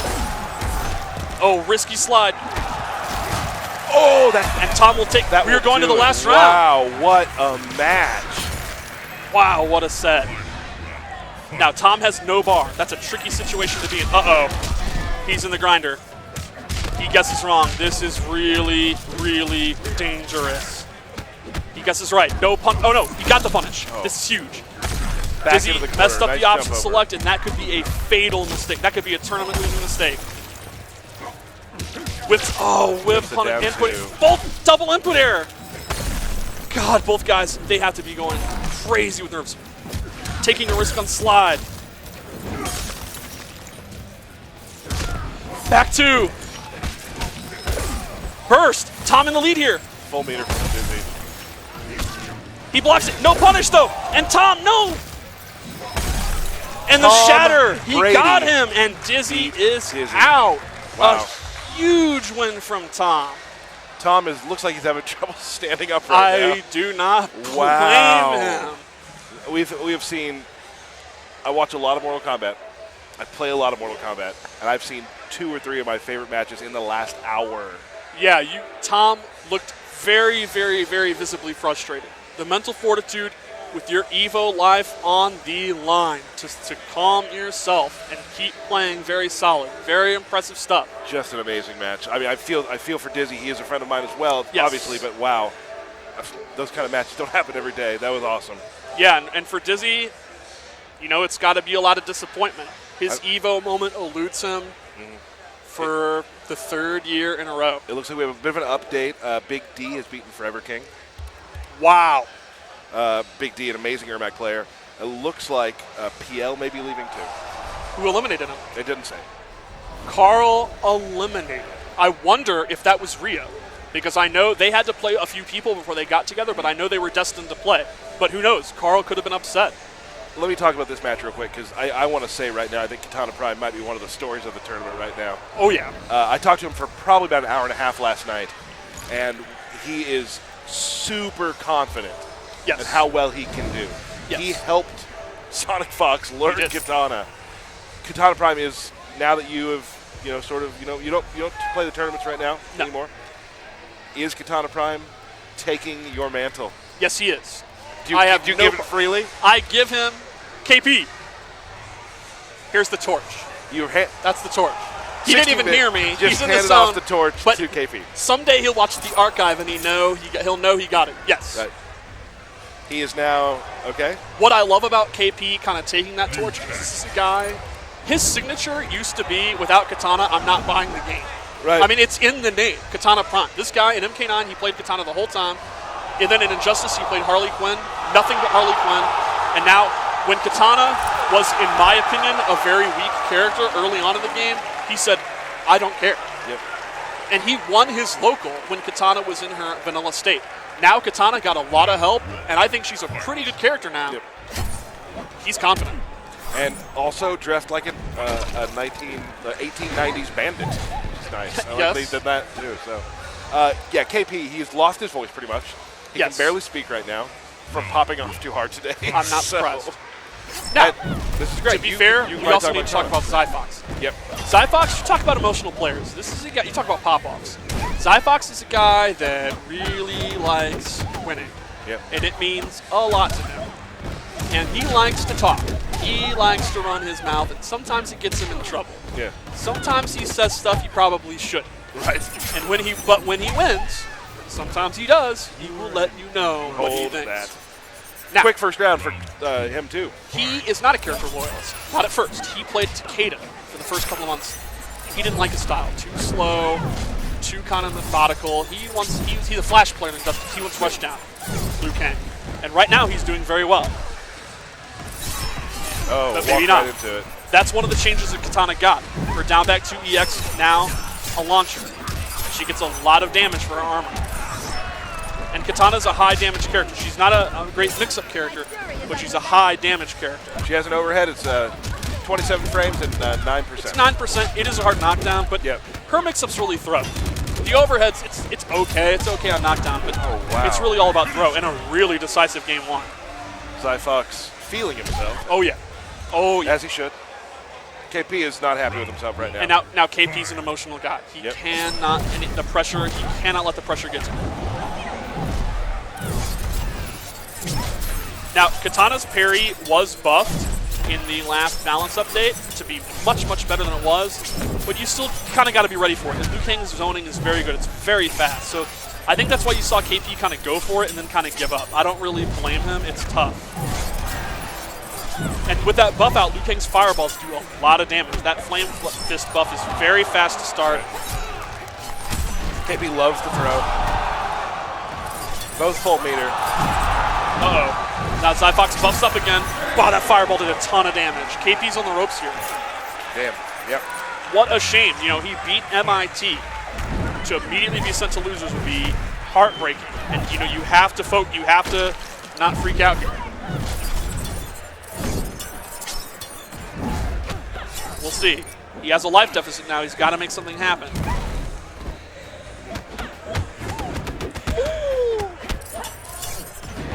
Okay, armor. I like that. Down back 2 and a down back 2. Low fireball.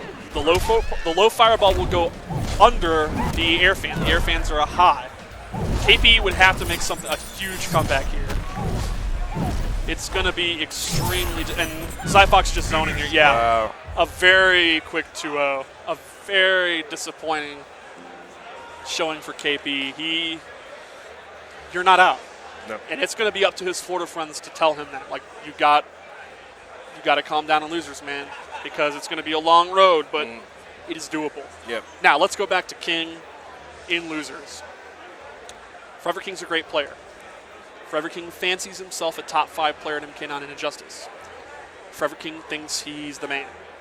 There's one thing Forever King does not have, an Evo medal in Injustice.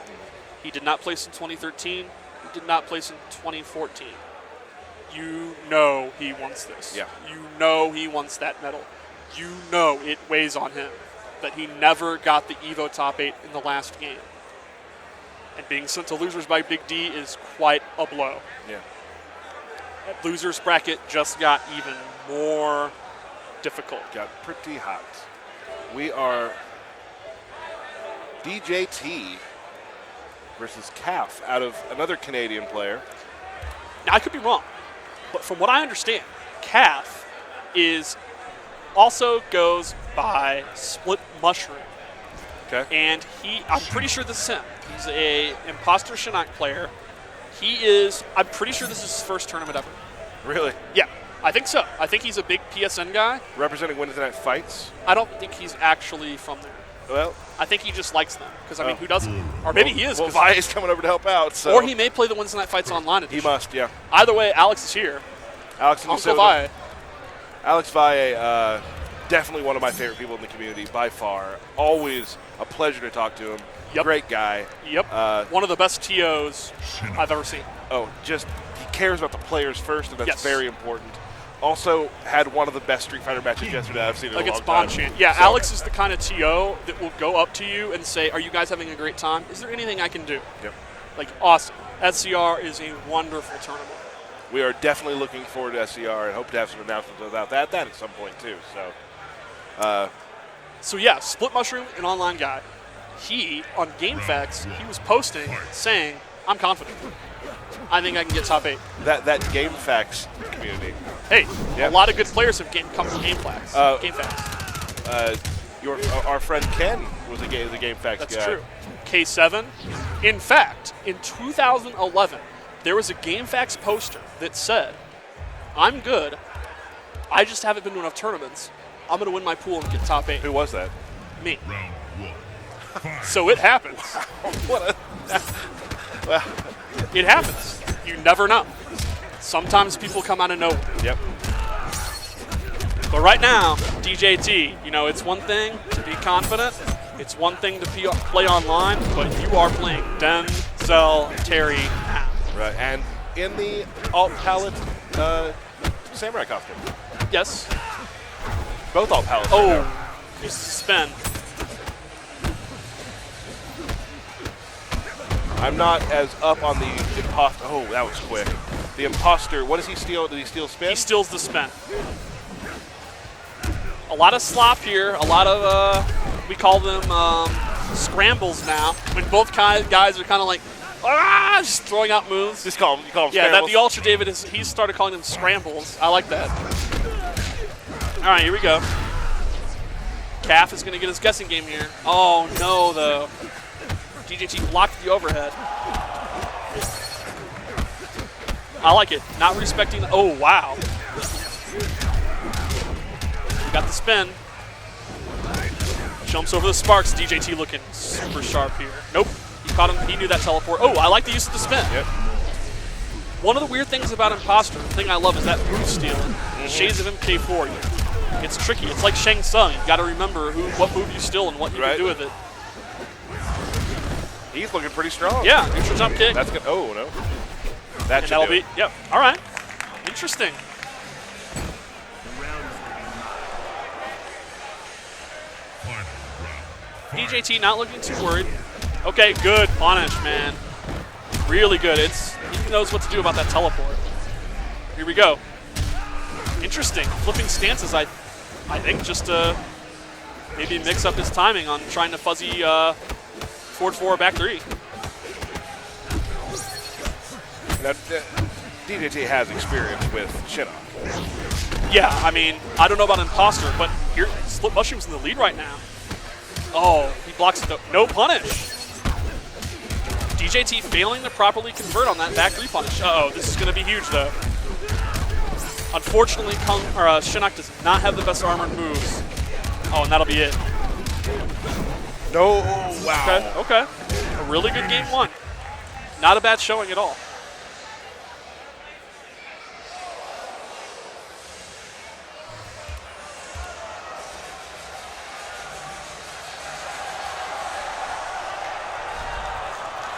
We have quite a few great matches coming up after this too. Yeah, there's like literally the Dex 2 coming up where I don't want to spoil it. Okay. Let's not spoil it. Let's enjoy this moment. This will. And Calf getting advice, Uncle Valle. If you have to have a coach in your corner, Yeah. he's got to be one of the best. Not a bad choice. Yeah, I have a lot of respect for Alex too because he, known for being a Street Fighter player, obviously.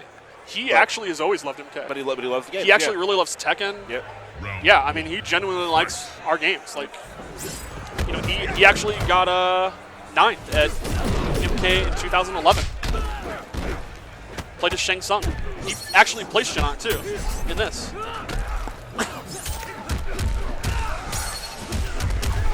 All right, DJT, big lead here. Going in for orbiting hat. He knows that Cap doesn't want to wake up. An imposter Shinnok just has the shoulder bars, not the greatest. All right, big punish. Nice combo. Big steal. Flashy. Now, Wow. Oh. you're actually well known for the uppercut over them combos. You're known for that. I have combos with every character I play into this. Oh, wow. What a read from DJT. And the range on that. This could be chip territory. Yeah, that's almost. Oh. No. Wow. That was smart. That was. Round 2. I really like DJT here. You can see the tournament veteran, the EVO champion, and doing a really good job. He knows when Cap's desperate. That teleport right there, he knows, look, Cap's going to be freaking out. He's going to be wanting to teleport. I'm just going to wait for the EX spin to blow it up. Really showing the difference between both guys are good players, but one is a hardcore tournament veteran. This experience has to make Cap want to keep going, you know. Yeah, hopefully he has a lot of fun this weekend, and you know he's already far in the bracket, so I'd like to see him keep playing. And he's not out, but he will be chipped to death, and DJT takes it. That's going to send Cap into the losers bracket. So it's Kung Lao is one of my favorite characters. yeah, I love watching him, and DJT definitely one of the best out there. Yeah, it really suits DJT. Good anti-air, so no jumping around. Good down 4, good armor. Yep. DJT wants to play footsies. That's what he likes to do. And Kung Lao's kind of a character that almost forces that on you. Right. Here we have a match that, wow, Alucard. This is a run back. It's a run back. This is a run back from CEO. We have Corn Alucard versus Gross. This was the match that Gross played to get losers top 8 at CEO. 1-1, last round. Gross clutched it out. So some salt, there might be some salt residue here. So make sure EVO 2015 merchandise you can get from evo.gaminggenerations.com. A ton of really awesome EVO shirts. Pick them up at that website on your screen right They got now. the Street Fighter 5 shirt, it's pretty cool. The Evo Metal shirt, that's, you know, Pig of the Hut's going to get like 10 of those. Pig of the Hut's going to buy that for his daughter and make her wear it around to school and say, Daddy has 3 of these. Oh, sorry, 2. Sorry, 2. Oh. Maybe, but maybe 3. Was that a blow up or an accident? That was an accident. Okay. Adonis to God in on coaching duties. Oh, yeah, the Corn guys are really big on that. Yep. They are really big. They are a team. They are one unit. Now, here's a question for those who may not play a lot of, who are watching EVO for the first time today, and we're seeing coaching. What does a coach tell you? The coach, when you're playing, you can only look for, let's say the opponent has 10 options. Even, you know, the human brain has its limits. You can only maybe look for your 5 things. And there's going to be adjustments that you just can't make because you're just not able to see in time. You're just not paying attention. The coach, they can look at things, they can get the perspective that you don't realize. They can be really, really good at saying he's waking up every time, he's jumping out every time. You know, they can point out the things that you don't see. Gotcha. And then they can also provide, you know, it's corny, but moral support. Yeah. They could be the guys you saw with Snake, or the other BLT guys were you know, almost certainly telling him, calm down. Right. Relax, you got this. It helps. It's your teammate, it's your friend. They've been there for you throughout your training. Right. They're sitting beside you as you fight these important matches. And you're seeing exactly that right now with the Florida guys. Wade is the gentleman sitting down next to Gross. Wade is Florida's Kodokan player, a very good Kodokan player. I believe he made it out, didn't he? He did. He is, I don't know if he's still in winners, but he did make it out. And you see behind him, Round 1. last year, 5th placer, Newbie, one of the best Doomsday players in the world. He's using Kano. I'm happy to say. I talked to him today. One of the nicest guys in the world. Oh, Newbie is awesome. Newbie, you know how a lot of people downplay their main? Newbie's the opposite. He thinks every character he oh yeah, Kano's top 10, he's broke. Like, oh, okay. Like, he's awesome. Yeah, I'll body everyone. Like, and the awesome thing about newbies, he still uses the old school Mortal Kombat. Yes, 5 the button. old PDP stick. It's awesome. All right, so Gross and Newbie are actually, or at least were roommates, very close friends and training partners. All right, wow, random armor to start. Smart. set the pace of the matchup. I think he thought Gross was just going to stand up there and wanted the advantage. Or it's an input error. Either way, Gross is now in the corner. Alucard has to guess. A lot of damage. Now, Gross likes to end in that second flip kick instead of the nut punch. He likes the knockdowns. Kind of hard to wake up at. Wow, caught her jumping. That was a scramble there. Scramble. Oh, good. He knew the gap. And that's the experience he gets from playing Wade. Okay, but there's no gap in that. No. No gap in that sword. No. The sword will cut a gap in you. Damn, you're on point today, Steve. Thank you. There we go. Got to guess. 50-50 time. He guessed Jump in. wrong. He guessed wrong. This is going to hurt. Oh, no. He dropped the nut punch, though. Good neutral jump punch. This is not a good round for Alucard. No. And to make it worse, he's going to start in the corner. Yeah, and you could see Alucard trying to jump out there. Yep. Gross caught up with the down 3. Sometimes you just cut your losses and try to get out. Right. Well, sometimes, one of the best things you can do is try to get positional advantage for the next round when you know you're going to lose, but it doesn't work out. It's whatever. And Gross looking really strong right now. Oh, no. Alucard guessing on that 4-3. Alucard jumping over. If he's going to make hay, he's got to do it right now. This can hurt. He's got to wake up. He's got to watch out for that EX flip, though. Wow, just going with the throw. Backing off. Okay, down 4. Oh, there's no gap there. All right, Gross taking game 1. Round 1. Fight. The winner of this is going to go deep into the bracket. This might be straight up into top 32, which would put you 2 away from winner's top 8. If not, one, it's either that or very close. So very, very important. And Gross looking really strong.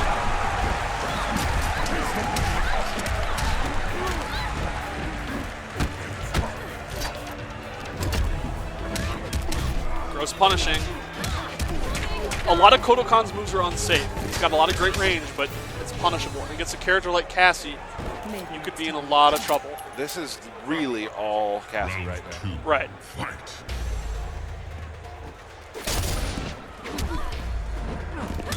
Yeah, Alucard making a lot of input errors too. He looks frustrated. We'll see if he can clutch it out. But right now, it's not looking good. Sunbeam's up. Oh no, but Gross just goes in. And Gross is... Alucard's in a lot of trouble. A lot of trouble. Let's see if he can make this comeback. Unfortunately, he's got to play so conservative because of Cassie, and he just couldn't mount a comeback. And Wow. Gross takes it extremely decisively. Oh, and selfie. Selfie. Cassie. Poor Kodal, he probably doesn't even know what a cell phone is. Right. They use birds to deliver all their messages in the Yes. outworld. Right? Is that lore? Probably. I just may have Carrier created it. pigeon. Yeah, or little mini dragons. It's Let's good. go with the dragons. Yeah. Let's go with the dragons. That's thematic. Moving on. We have another. I'm going to stop saying we have another great match because we're at the point where every match is great. Like This one, 2 great friends. These guys have been friends for years. They trained together in For a year. MK9. They trained together in Injustice. They used to live 15 minutes away. Michael moved to Atlanta to be with Yomi, and these guys still hang out at every tournament. Yeah. Very good friends. Cowboy has always pumped up Michael. Michael literally refers to him as my little cowboy. And here they are playing. They played at Midwest Championship. Michael won. However, at the time, Cowboy was using Sub-Zero. He since switched to Shinnok, a character that he thinks better suits him, better neutral game, and he obviously loves the evil wizard archetype. Right. So we're going to see, and Michael Michael just played, player back in the yeah, day. right. The best Shang Tsung player in the world, a top 8 at EVO finalist. Michael, for those of you, everyone knows Michael now from Yomi, but if you don't know his history, there was a point in time where I genuinely think Michael was the best Mortal Kombat 9 player in the world. Early in the game's life, around the time from a launch to EVO, he was my pick for the best in the world. Yeah. He won 3 majors in a row. He was the best Cabal of that era. And he went into EVO as the hands-down favorite. kind of like Sonic Fox now, where very dominant and a pick to get top 3. He did not place. Yeah. At the very end in Winners Top 16, he lost to Chris G, and then he lost to Online Tony. And that is something that I know has burnt inside him for years. That he knew he was good enough to win EVO. He got 9th. Yep. And he told me at Combo Breaker when I talked to him, I hadn't seen him in probably 2 years. He told me, I want this medal. I want what I deserved 3 years ago. And that's why he moved to Yomi. That's why he's been playing every day. That's what he's here for. Yep. For Wound Cowboy, he already has his medal. He got an MK9. However, in Injustice, he never quite lived up to the expectations he had on himself. Wound Cowboy online was virtually unbeatable. Very few people could hang with him. He got top 8 at MLG, top 8 at TFC. A lot of good. He won Frosty Faustings, but he didn't get the EVO medal. Right. He got 13th last year in Injustice. He never really won a big major.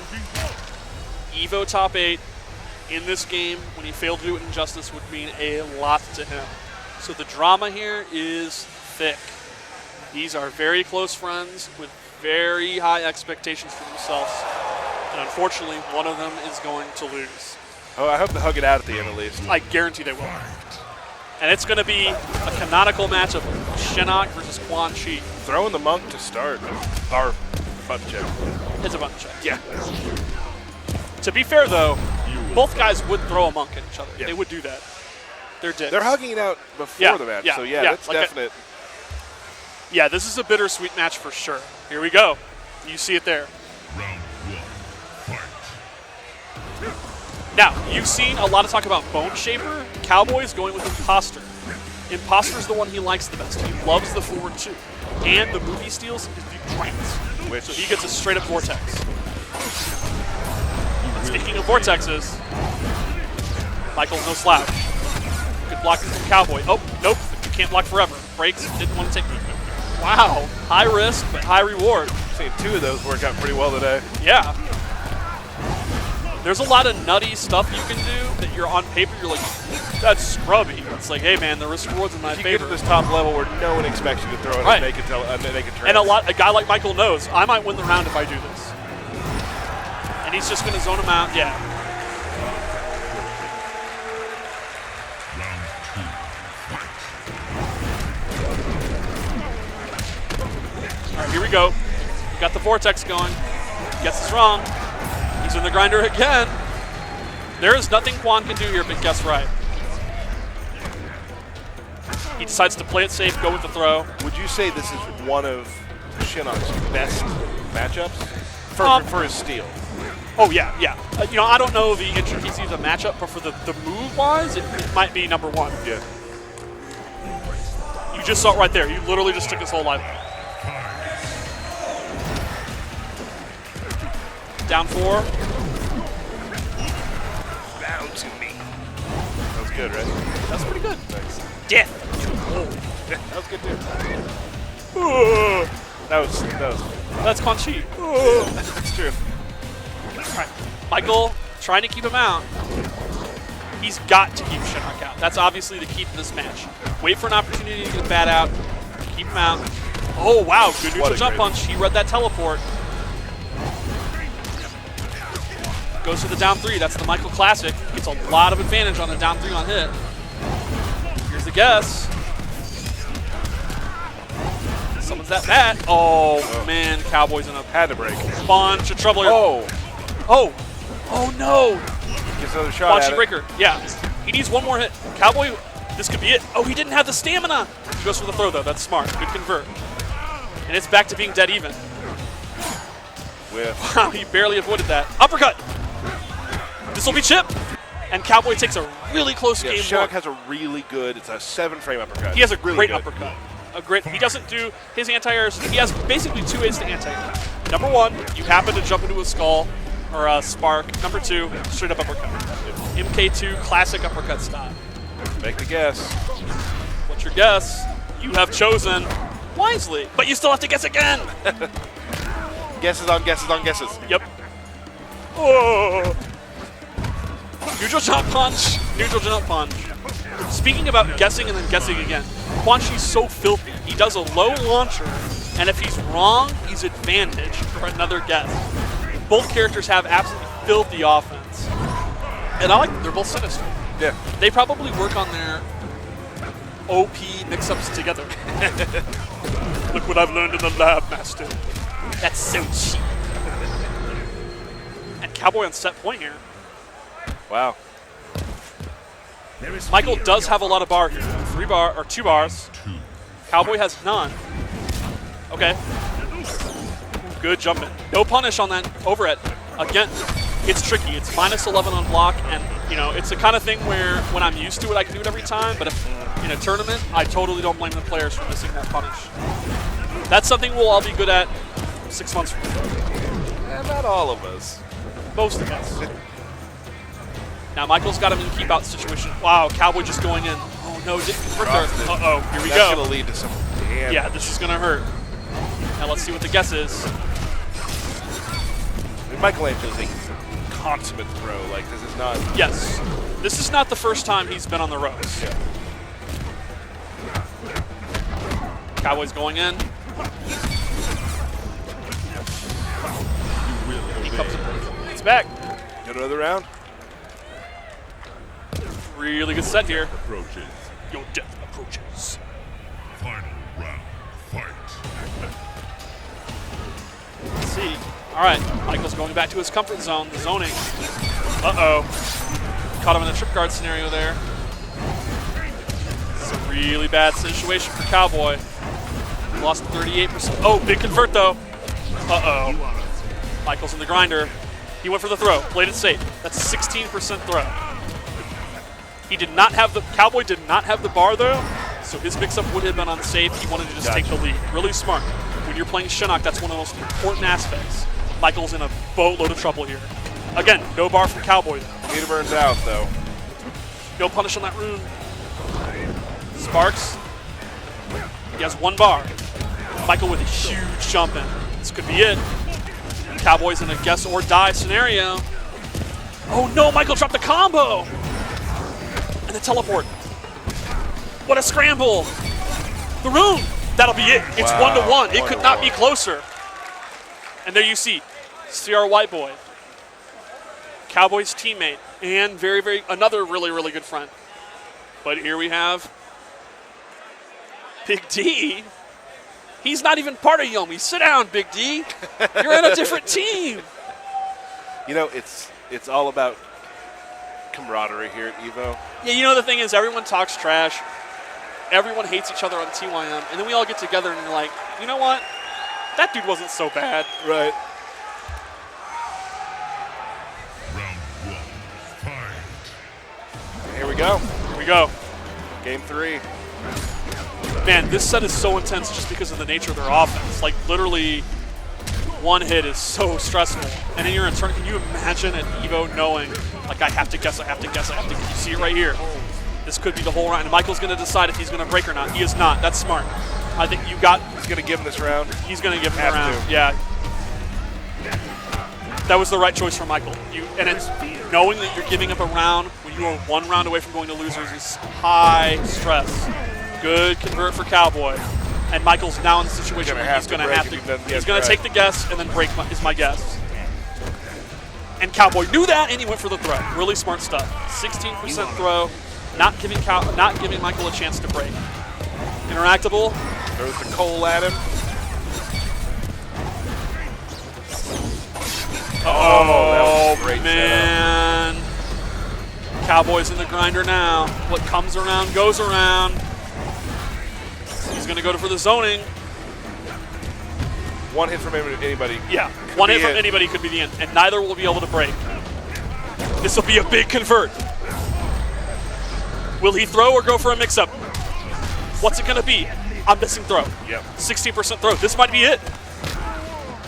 And it is. Cowboy takes it.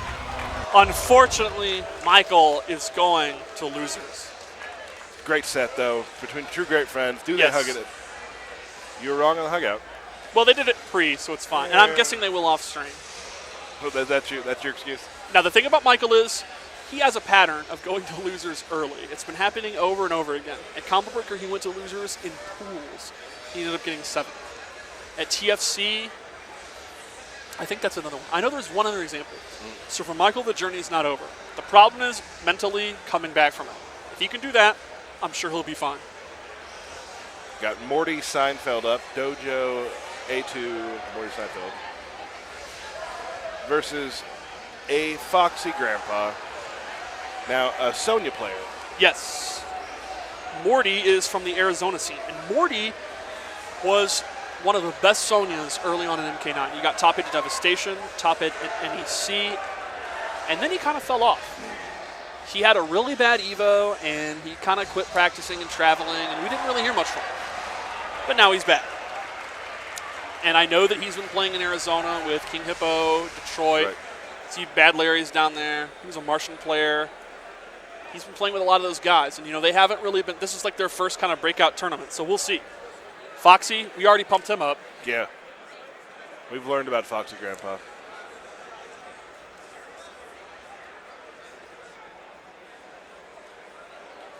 So, yeah, I expect this to be probably Sonya versus just Kung Lao. I don't know if Morty plays any other characters. Actually, no.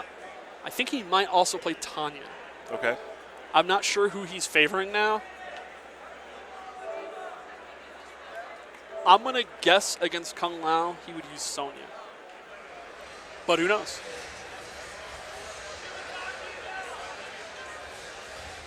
I wonder if Foxy has much Sonya experience. A guy like Foxy who wants to win ESL and wants to win EVO, I'm going to guess that he knows, at a minimum, the basics of pretty much any tournament character like that. So I have confidence he'll know what to do.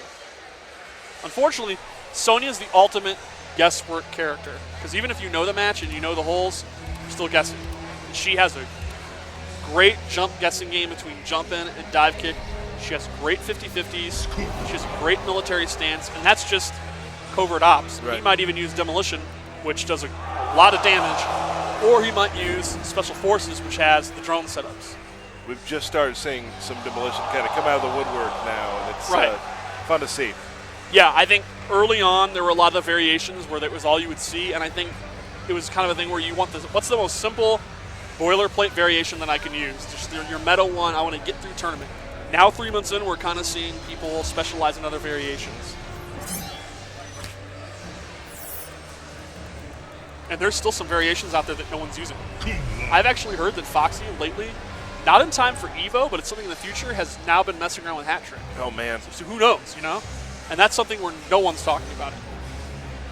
I know a lot of Katana players, a lot of our community, they're just now talking about Assassin. And Previously, Mournful. Yeah, Mournful's always been back and forth. Yeah. Royal Storm and Mournful, Royal Storm and Mournful. There's a few now that are talking about Assassin. And I think there's a lot of characters like that. Lackey, Ferritor. I know earlier Biohazard used it to beat White Boy. He lost in Vicious, went to Lackey and won. And he was saying, I just kind of got into it. I think it's really, really, really good. James Chen upplays Lackey. James Chen and Ultra David, known Ferritor up players. Both love Ferritor. I mean, it's a grappler. Yeah. They might be right, though. The thing about Ferritor is he's hard to play. Yeah. No one in the game plays like Ferritor, so who knows? Anyway, Ferritor won't be in this match. Looks like he's highlighting Sonya. They are going to switch seats for the second time.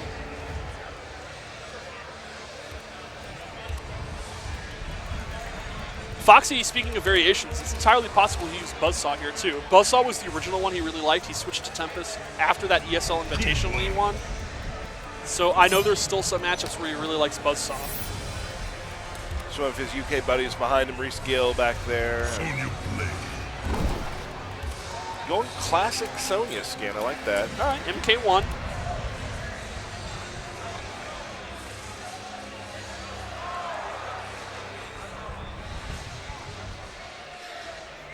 And did he pick drone? Didn't see. It went to the load screen right when I looked over. Yeah. No, he went with Demolition. Demolition's probably the most notable for doing huge damage. Did you know if she hits you with an X-ray, she could do 70%? With this version? Yeah. No. Yeah. That's a lot of damage. That's all the damage. Well, it's not 100%. Yes, yeah, okay, You it's could 30. still make a comeback. Yeah. All right, so here we go. Interesting. You see a lot of people using them in combos, but not a lot of people using them in the neutral like that.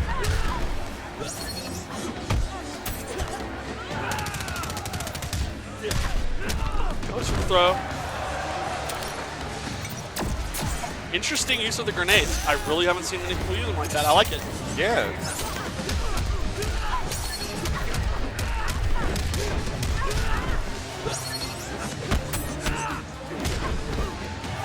All right, Pretty very definitive decisive round round for one. Foxy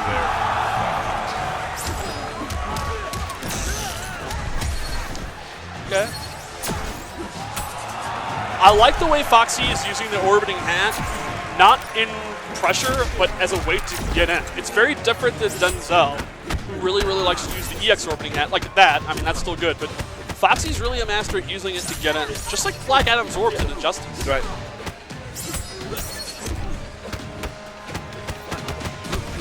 Keeping Sonya locked down. And you know, it's very reminiscent of Batman, where true, he doesn't have a 50-50. True, he can't really open you up big time, but you have to block, and eventually you're going to want to let go of block.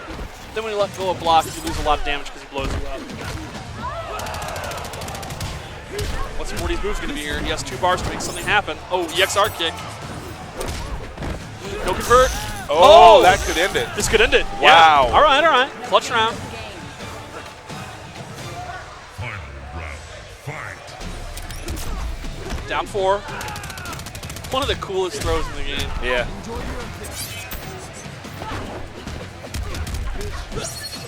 There you go, orbiting hat.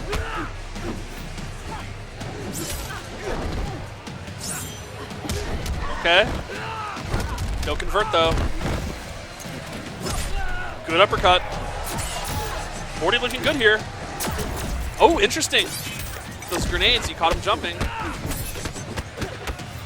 So it's so interesting that like Sonya's such a all this damage she does. There's also a lot of resource management you have to deal with. Yeah, too. especially with demolition, you gotta Yeah. load. And there you go, he went for it. We'll see if it was worth getting that hit by that hat there. Now X-Ray's almost in play with Sonya, and you know what that means. Fortunately for Foxy, he has a breaker, and he's gonna do a lot of damage. Oh, no more X-Ray. Yeah, Foxy takes game 1. but a close game 1. Yep.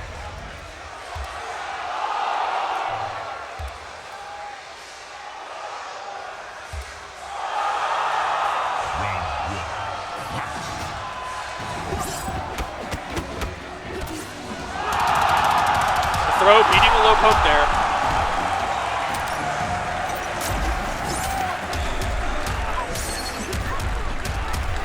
Not a lot of damage here, almost 40%. We can round up to 40. Leg grab, first time he's in the wake-up attack that I can remember. Uh-oh. Oh, that's gonna Speaking hurt. of wake-ups, that's basically going to be the end of the round. Sony would need a huge comeback here. Here we go. Nope, he knew the gap. Oh, it didn't matter. This version Foxy's just going to jump back. of Sonya does a ton of damage, but you don't have to. It's like it's not covert ops type level of mix-up raises. Right, that's the trade-off. Covert Ops is great mix-ups. Demolition, a little bit more honest in that regard, but better damage. Yeah.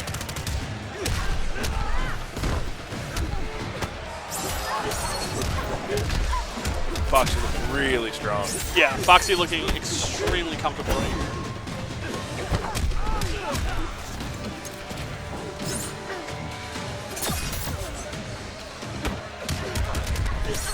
And this is almost it. In fact, this basically is it. X-Ray. And he goes for the flashy combo. Should be a brutality. Learn from this. Wow. Brutality. That was great match for Foxy Grandpa. And Foxy advances into the top 32, I believe. Wow, congratulations to Foxy. Congratulations to everyone who's played in the last 2 hours of game. Looks like we are going to go on a break here. Yep. Thank you so much. We'll be back very shortly with some more matches. Thank you, Steve. That was a great time. It was a lot of I fun. really enjoyed that. Thank you guys for watching. Keep watching Mortal Kombat and everything here at EVO Weekend all weekend. Right. And if you thought this block of matches was good, if you thought top 128 was juicy, we're not done yet. No, we're not done. Everyone that just qualified for Winners Top 32 still needs to beat 2 people to qualify for Top 8. Wow. The killers are out in force now. They sure are. Well, thank you all. We'll be back shortly.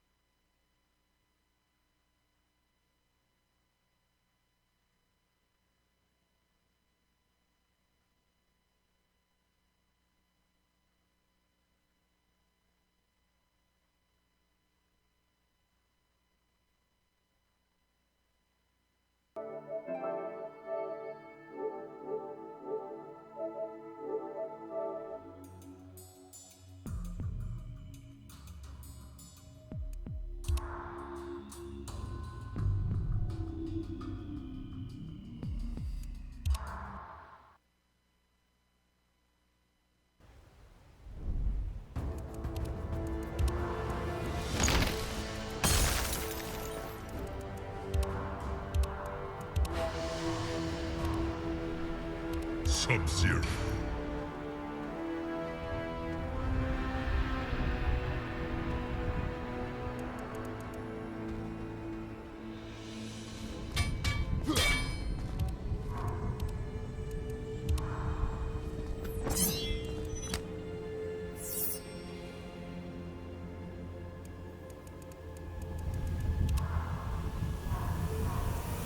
Cum Laude. Ladies and gentlemen, thank you for joining us. We are now here at the top 32 loser side. My name is Dustin Kane, and of course, Tom Brady to my left. Tom, we are here, and of course, this is the final run, man. The final run. These gentlemen have to fight for their tournament lives. That's There's true. no second chances No here. second chances here. Seen a lot of upsets so far in this We tournament. have. We really have. We saw a couple of even disqualifications, which you hate to see that kind of thing. Of course. But it's a 1,000-man tournament, so obviously, you know. So this is the top 32, and these are the final matches to run it down. I'm losing my voice between KI and MKX. It's been an insane weekend. Congratulations to Rico Suave, of course, taking Yes, of course. KI from losers. It was insanely. Yeah. Ooh. It's so close. I was excited to see that. But it's not about that right now. No, it's about not. these two About gentlemen. These two guys. Madsen playing Sub-Zero. And now let's see who Big Boy is going to use. He has a Tempest. He has a Lau. He has a Sonya. He has, I think, a Cage. He's SoCal's multi-specialist. And he's going to go Buzzsaw. Okay. Probably the better variation to use against Sub-Zero, even though I do think Tempest Lau is very effective against him as well. Just a hard time getting out of that What is pressure. it about Buzzsaw that you think is better? Just the zone. He can run away. Sub-Zero's always had issues with people that can run away. Especially if you can run away and destroy his clone and still move before Make he even him gets come to there. you, Yes, basically. exactly. Yes. Okay. Okay, so doing button checks here, and Madsen using the Grandmaster unendorsed light blue color. The Grandmaster does not approve of the teal. Unendorsed. I cannot abide by that, man. You can't teal? I'm inclined to agree with you. What is he, a Pelicans fan from the NBA, man? He's in Germany. He's doing what the Pelicans are. Jeez. We're in that teal, man. So SoCal versus Germany. We got a preview of this at EGP before, right after ESL, before Evo. But I heard he was using Kotal Khan, I believe. He was using Kotal, and he actually has a very sick Kotal, but he has chosen to go Sub-Zero, and Correct. here we go. Okay, can't jump at that. There's the zoning. Oh, nice slide under, low profile. Madsen looking to get a clone. Did not get it. I like the slide right there, actually. It actually puts me right next to them. Yeah, you're a good punish. Does not spin. I don't like that. The punish is guaranteed. Have some conviction, young man. The string is also hit confirmable, so. Have some conviction. Yeah, I the respect string is it. hit confirmable. It's a punish, so punish. And Madsen is definitely not from USA. Okay. He is from Germany. Yeah. And again, he totally whiffed. I don't think he wanted an uppercut there. I have no idea what he actually wanted. But I'm positive it was not an uppercut. He does have Big Boy in the corner. That clone is going to get dealt with the hat, and here we go. Hats! No! I was just the wrong variation. I was expecting an orbit too. Yeah. I was like, what? Okay, good zoning there. Good jump in there. I don't like this. He's standing right in front of the clone. Madsen tries to clone. I hate when that happens. I have to agree. When you stand right in front of the clone, that gives Sub-Zero too many options. Yeah, and again, he's not blocking that low of 1, 2, 3. I don't understand. Oh, late on the armor shatter there. There we go. Oh, wow. I hate to have some Spin. conviction, young man. There's an option select in the game for a reason. There we go. Very nice. Big Boy, a lot of pressure right now. There we go, going in the corner. There we go. There Nice, you go. raw hats. Yeah. Good stuff. Again, Big Boy not using that option select of back 2-2. You have to use that. It's in the game for a reason. Especially when you have him in the corner. Yes. You have to capitalize on that damage. Loud does get good damage in the corner with There we all go. of his He can mix them up. Oh my goodness. Low hat, all these mix-ups, overhead low, here we go. Surprised he didn't need it. Oh, try to convert. Does not block low. Madsen falling for his own shenanigans. Strength, he doesn't know the low. That's a full punish, but he Didn't get Big it, Boy, unfortunately it's just a low hat. yeah. Really like the patience here from Big Boy, and oh! Wow. And yeah, EX spin. That's gonna be it, yep. So Madsen needs to adjust here. Madsen needs to be aggressive against Buzzsaw. You're not going to win by running away and cloning Buzzsaw. No, especially with that low Don't hat. worry about the clone.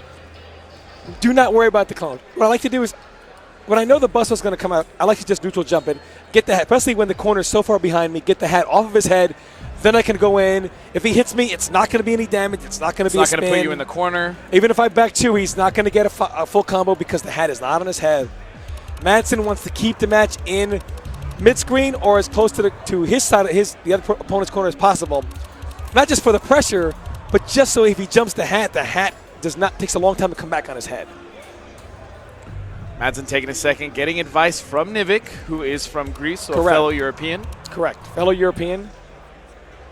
If I'm not mistaken, Nivik is, I don't actually know where he is in the tournament, but I'm pretty sure he's still playing in. I next could be against wrong. Rio, actually. Okay, so he is in losers. Yes, he is in losers. They're both in losers. Ooh, who sent Rio to losers? Rio was sent in losers first round by Adonis the God. Oh my goodness. I unfortunately missed most of MK because of commentary. I apologize that I'm not up to date. Yeah, in the Bone Shaper mirror. So, Madsen, I would give him some advice, but I'm over here on commentary, so obviously.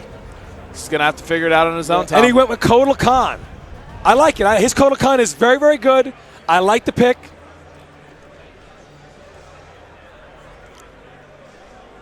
His Kotal Khan was very impressive at EGP. It really, and he plays Blood God, which is a variation that no one so has played. Strange. Wow, unbelievable. All right, going in, here comes Big Boy, though. And Blood he God is chooses. so weird. He doesn't have the sword, so I don't know. What totem is that? I don't even know what the totem That is. is the Obsidian Totem. Which does what? I believe it I think it's less, I could be wrong, but I think it's either less chip or less damage taken. Now you got to wonder if Big Boy loses, is he going to go to Sonya? Or maybe Tempest Loud? I don't know, but wow, Madsen has completely turned this around. Dominating him right now, dominating. Oh, what a read! No way. That he was can't get up. so He can't get up. sick. He can't get up. And that's going to be very nice. This is big. Because now I do know Madsen has got to avoid getting knocked down because in this variation, Kung Lao is going to be able to just pressure him non-stop. Wake up attack is completely off the table here. Very nice. He could armor right through that, and he does not. Plus. It's very plus. Yes. And again, going with the Obsidian Totem. Very nice, very nice. Madsen looking phenomenal right now. His Kotal Khan and Blood God of all things. Right? And that Very is impressive. still And it's still trucking. going. Okay, here we go. Some pressure. Wow, nice poke. Using those fast pokes like Kotal Khan to get out of that pressure. Very nice. Jumps over. Oh, there we go. Is delayed. That gonna be it? Wow. Big Oh my damage here by goodness. Madsen. Oh my gosh, 39%. Okay, he's got to make a stand here. He's got to block those low hats, though.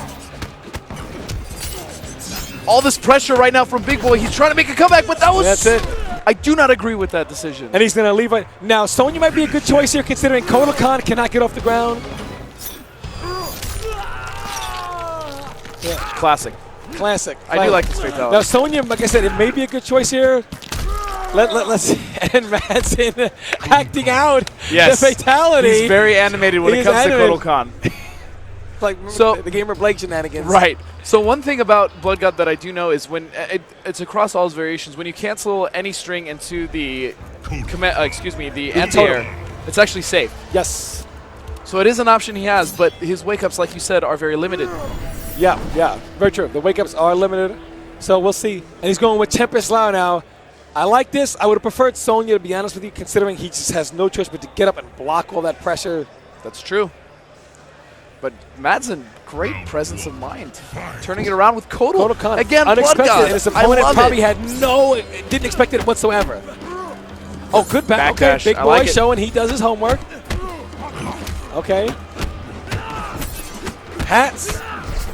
And if you notice, it is Chip that he's taking a Oh, very significant nice. less amount of. He wants no part of that damage from Kotal Khan. So what is that? What is that Obsidian Totem? It's less Chip. I'm almost positive now. So actually, in reality, it's a good choice then against Kung Lao. It just looks like it's less damage overall. We haven't seen any Blood Gods. No. This is a rare treat. Oh, wow. Oh, hits the and link. And he breaks. Okay, gets caught with the Obsidian. Okay, pressure. That good down- throw by Madsen. Down 4 is such a good button. What is for Big Boy Kotal going to do Khan. here? What is he going to do? Oh, caught him right, absolutely interactable. You've got to resist the temptation. Big Boy, that is like the carrot. Yes. I've learned the hard way. I never go for Yes, that it thing. is. It has never worked out good when I throw that move.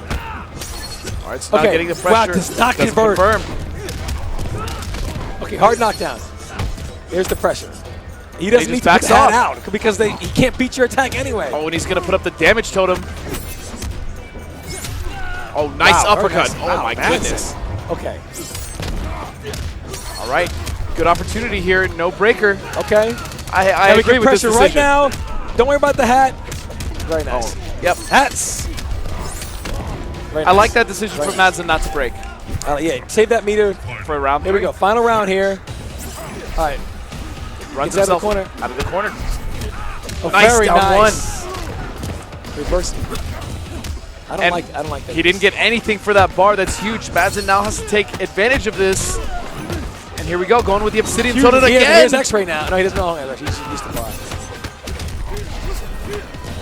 Oh, good pressure from Wow. Big Boy. Wow. Madsen just not letting him breathe. Damage up. Big Boy has no meter. Those are mids. But here we Oh. go, conversion from Big Boy. This is huge. I don't know that I like that. Oh, I don't like that combo. He needed to maximize damage, and he whiffed. Oh, oh no. That's it. That's it. That's it. And that's it. Look at Madsen. Look at Madsen. Oh no, he failed. Madsen going to Kodokan. Blood God of all. Who saw that coming? I mean, we saw it at EGP, Yeah, but to true. have him pick it here in Correct. this pressure cooker situation at this level of the tournament. That's true. Good stuff to Madsen. Very good stuff. And I'm very excited that Akoto has made it this far. Aside from Alucard, one of my favorite players to watch Correct. in Now, any fighting game. Now, Madsen at times will go to that Kodokan. If he doesn't like the matchup he's in, he'll go to Kodokan. Right. We saw it at EGP. We saw it here. And it's a great time to pull it here at EVO. You know, leave nothing on the table here. And let's be honest, again, how many people actually play Blood Blood God, God Blood Kodo? God, I mean, Kodokan. for War God, yeah, sure. You know the mix-ups for the most part. You know his options, but Blood You know, God's to kind of a bait him, make him different unsafe, story. so on and so forth. But he plays Blood God. And that totem was really helping him as well. I mean, he was getting confirmed B&Bs from Big Boy, only doing 18%. Yeah. Okay, so now we have Rio going up against Nevik. Tanya, and I believe Rio will be using Kobu Jutsu, Tanya. And of course, Yes, he's been using that Nevik variation. will be using Thunder God, of course.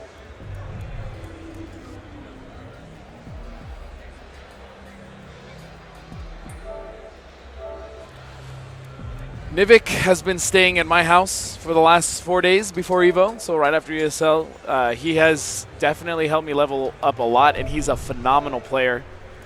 He is just going to stick with Raiden no matter what, even if he loses. He told me he wants to do this with Raiden, and I think he has a very good shot, but he is facing Rio, who is a phenomenal player in his own.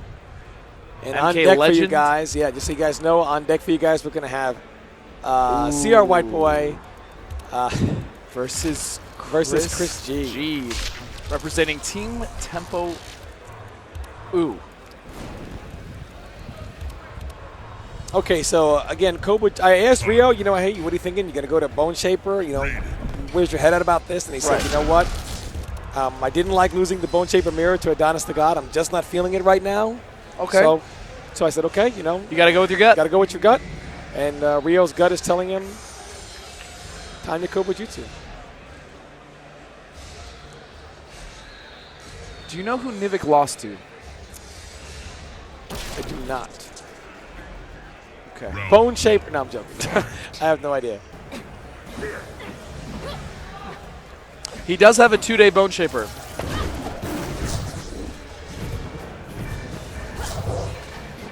Oh, the snake from the NorCal scene, the NorCal tournament from Ducky's area. Perfect. So, yeah. Okay, so these guys are ready to go? All right, let's get into it. Explain yourself. And if I do not? Your insolence will be punished. Round 1. Fight. All right, so starting off.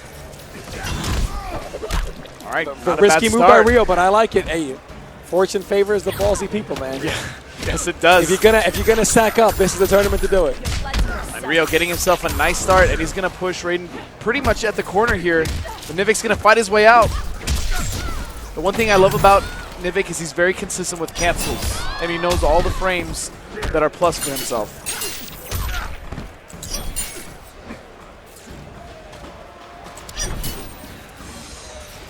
Slowly making his approach. Nice air-to-air. Rio stuck in the corner now. Oh, no. And that was a miscancel, as of course. Nice air-to-air. Rio now, and he's going to close it out with a jump and punch. Kobo Jutsu is still a very good variation. I mean, Tanya is still, for all intents and purposes, she's still a very good character. Nivek now with the pressure in the corner, and here we go. He's got to confirm. Not a lot of damage, but a restand situation for the 50-50 and the option select. Oh, he's not respecting that second hit. It's coming back, young man. It's coming back around. Oh, Rio is all over Nivek right now. All this pressure. Oh, no. Nice anti-air from Nivek. And that's the beauty of Raiden. Every combo will take you from one corner to the next. And a good reset state going low, and here we go. Nivek getting himself around. Yes! Final round. I'm assuming you're rooting for Rio. Of course. I respect that. I'm very biased, but I'm being No, that's professional here totally at commentary. fine. I'm going for Nivek 100%. You know. It's nice. It's nice to have a little clash. Yeah. Nice. Very Superman. nice. He jumps over it, and then Superman's into the corner. Rio probably tried to give pursuit, and Oh, no. goes the wrong way. That could have worked out horribly, Yeah. but it does not. Very nice there. Now Nivek putting that pressure on him in the corner. Rio is going to have to break Has to here. break there, yeah. Oh. And Oh, he could have actually punished him between that gap. Oh, wow, the dunks. But no confirm. Here we go. Nivek has his chance. Oh, he goes two. This is huge. And he wasted both of them, so he has no breaker, so Rio can hit him. He's not going to be able to break. Oh, there he goes. my goodness. And he goes throws for the grab. him, so Rio, smart. yeah, so smart, so smart. Okay, so Nivek up 1-0 here. Nice block. Oh, that's huge. Rio spent his bar, didn't get the hit, and now he's down 2 bars and in the corner against Raiden. And another dunk. Okay, Goes very for the nice. reset. Goes to the opposite select there. So much respect. Rio is caught in a lot of pressure here. Yes, he is. And again, he has no meter to break. This is almost a flawless. Oh, what an anti-air. Okay. But he's out of the corner. That's he's got true. himself some No. space to work with. Positioning. The moral victory goes a long way, you know, because at least you got. Oh, now he's right back in there. If anyone can do this, though, it is Rio. Doesn't want to waste the bar there. Already used the bar to start it. Nivek is sitting on X-ray right now. He has 3 bars if he wants it, and he's going to choose the break. I don't know if I agree with that break. Probably not. He probably wants to close the round out, though, but It's a very risky proposition, very nice though. by Rio. Okay, he's going to spend the bar. There is no tomorrow right now for Rio, so he's got to. Can't afford to be. You know, no. No confirm, luckily for Rio. Nivek Oh, going wow, in now. jumps out. And Superman's right in the corner, back to and the Rio corner. has no bar. Situation is all Nivek, but he fights his way out. And he's not going to break. Okay. I wouldn't break it. Yeah, That would have been catastrophic. good decision. That would have been catastrophic. Do not Final round. Fight. Nivek is still on set point here. Oh, good block. And a punish as well. Oh, no. This drops. Costly drop here. Raiden takes just so much damage. He's down to 50%, but he's never out of it. And he reverses positions. And this is right where Nivek wants him for a Oh, the comeback. dunk! Nivek is, he doesn't, going, He uses beautiful it very armor. smart by Rio. Armors right through it. Wow, calls his bluff. Big punish Again, a there. punish. And that's And going that's to do nice. it. Very nice Ties by it up. Rio. Very nice by Rio.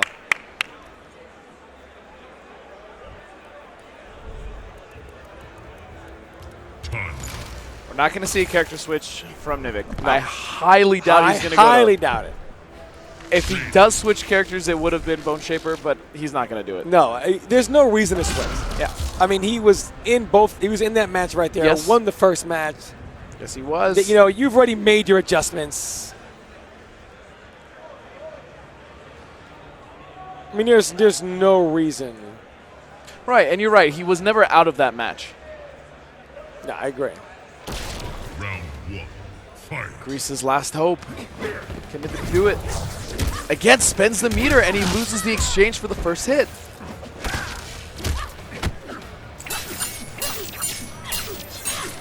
And that's punishable, I believe, is it not? I could have Nothing from Nivik, yeah. He's not pressing any buttons. I think he's nervous. wasn't sure, so decided I'm not sure, play it safe, which is, Yeah. in this, if you're not sure, you're not going to lose anything by blocking, you know, so. I know Nivik hasn't played against too many Tanyas either, so especially in this variation. That is not punishable. And this should Rio, do okay. it, yep. Oh, wait a second. Okay, I don't mind that. I don't mind that. He's not in the corner you anymore. You don't want to put yourself in that position in the last round. He had one bar. He wasn't going to be able to break if he got hit there anyway. And there's a good chance he can build a bar if he gets okay. a hit like this. Here we Here go. And there we go. Nivik So- catching the backdash. Oh, It wait a looks like second. smart decision so far by Rio. A lot of pressure here from Rio. Here we He wants to save that bar. And there's that meter management coming into play. Rio is all over Nivik right now, and this should do it.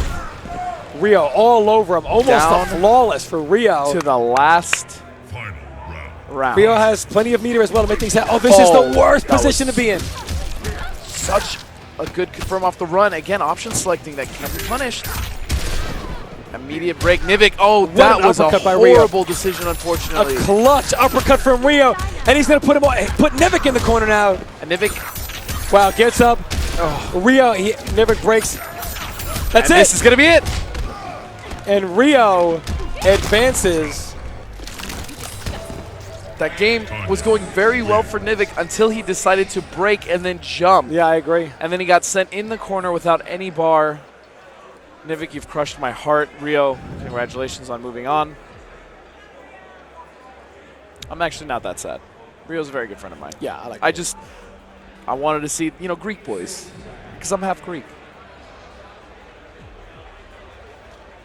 And of course, none of this would be possible if it wasn't for XSplit. Huge shout out to them. Please support XSplit. If you stream at home, I stream, I use XSplit. I stream. Broadcast like the pros, guys. Try it for free at xsplit.com/Evo. Get a 20% discount with the promo code EVO2015. Yeah, guys, I'll tell you, I've used other programs. I've used OBS, but there's always problems with it. I went to XSplit. I've never had a problem since. I have yet to have a problem I with have XSplit as well. never had a problem, yeah. So huge shout out to them. We are streaming this currently off XSplit as well. And it's going to be Chris G versus CR Whiteboy. Now, does CR Whiteboy still play Ferritor? He does. Okay.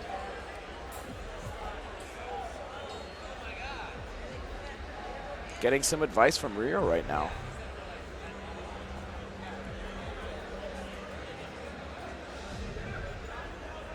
What do you think he's telling him?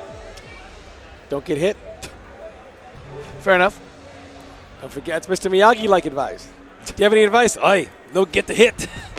Mr. Miyagi was very smart. Mr. Miyagi's advice works in real-life fights and in video games. Fair Don't enough. get hit. Don't get hit. You get very far by not getting hit. I can't say you're wrong. What is that? I don't know what that is. You know those people that guys dressed like those guys that think aliens, tinfoil on the hat, that kind of stuff, man. Okay. That's probably his, he thinks government is, got in his brain Like waves. Futurama? Yeah, like that Okay. kind of stuff, man. This guy, he's a conspiracy theorist, clearly. He thinks the government probably has all kind of, I don't know if you guys saw it on stream, but Yeah, I mean, that guy, I don't know what's going on. yeah. I mean, let's be like that guy. They're taking him out of here in a straitjacket. I mean, listen. All right, come on. Jeez. Come on now. Okay, so tempo Chris G versus CR Whiteboy. This will be Ferritor versus Kong Jin. I don't know if Chris G will switch for Reptile. I know he does not like switching to that character. We will see what happens.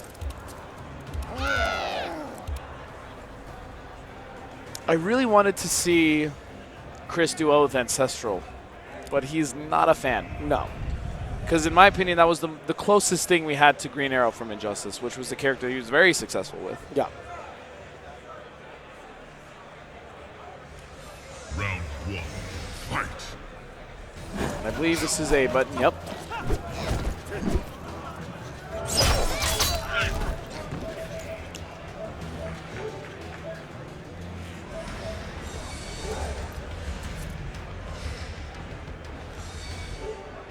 And once again, if you guys want even more MKX action than you're already getting here, please check out SRK Evo 1, if I'm not mistaken. And that is the winner side of Top 32. Correct. Correct. That is the winner's side, guys. Which is just as stacked, if not as more as Losers. Yeah, yeah. Losers has been incredibly insane so far as well. Yes, it is SRK Evo 1. If you want to pop open both windows, check out both sides of the bracket, you are more than welcome to do so. In fact, we encourage it. And you'll be joined by Eris and Rip on that side. Eris is hilarious. I wish I could actually be listening to him right now. But unfortunately, you're stuck with me, Tom. It's okay. I don't mind. You're one of my esports partners in crimes.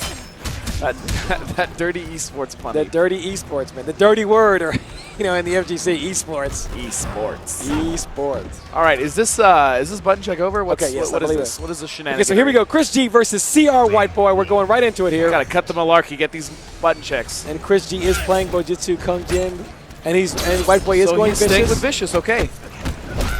What about the boss toss? Oh, gets right over it. And he breaks. He was airborne. I don't think that Chris G could have done much damage. Catches him with the overhead, and Chris now confirming with White Boy towards the corner. Oh no, that's the second jump back he's been caught by. Wow. White Boy might want to consider blocking, just blocking off of Wake Up. I mean, not getting hit does include blocking. So if he would listen to Mr. Miyagi. You're right. You're right. You're right. All right, Chris G. Those are not Oh, real and he 50. just armors right through. Yeah, Kung is 50-50 is like a 50-50 that is not really one, but at times can be one. Yes. The overhead is, on certain occasions, reactable. Also depends on the spacing Correct. as well. From range, it's definitely reactable. Nice down one, going for the neutral jump punch, but still stuck in the corner. Chris G that's with the That armor. is the banana in the tailpipe. And this is, wow, looking very dominant. And Chris White G. Boy is immediately switching characters here. Getting some advice from his teammate, Wound Cowboy. Who has also made it fairly far in this tournament. Yes. And he's going back with Ferrator. I like the character select. Take the time. Did he choose Lackey? Yes, he did. I don't see Farrah on his back. So I'm actually not too familiar with Lackey. What does Lackey get? Okay, Lackey gets a safe different? armored launcher. Okay. Also gets better frames on down ones and that kind of stuff. You don't have Farrah on it, and so you get the down ones and stuff. So he gets a little better frames. He has a better Punisher with his roll. Okay. The flip rolls, I believe, 8 or 9 frames. So it's a good Punisher. I'm assuming his mix-up is stronger in Vicious, Yeah, though. and there's that safe armored launcher there. Since Chris G, obviously, and he gets he realized Chris G's trying to rush him down, so he's going to pick a variation that's going to command some respect. Right. So far, it's been working out for him, but still, Chris G is pressing on the offensive, and no meter at all to break for White Boy. This is not a good situation. Chris G is sitting on full bar. Oh, And there it is. 29%. good down one. Whips the grab. Yeah. Did it too fast. Oh, that's a heartbreaker. That's a heartbreaker.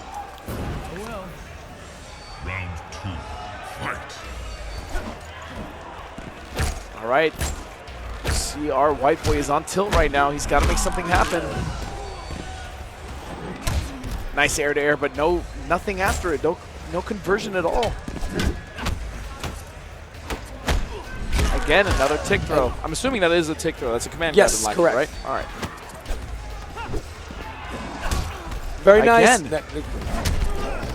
but he does lose that NJP. But again, like I said, the pressure Chris G's putting on him, he wants a little better options. Or at least maximize his damage a little more. Yeah, very nice. Pokes him out of that. Oh, that's got to be a good punish for him. Now he's mid-string with Chris. Completely whiffs. Uses army, has 2 more bars. White Boy's got to be careful. White Boy's doing the wrong combo there. He should have done launch him immediately with like a forward 2 when Christie was unsafe like that. Christie gifting him.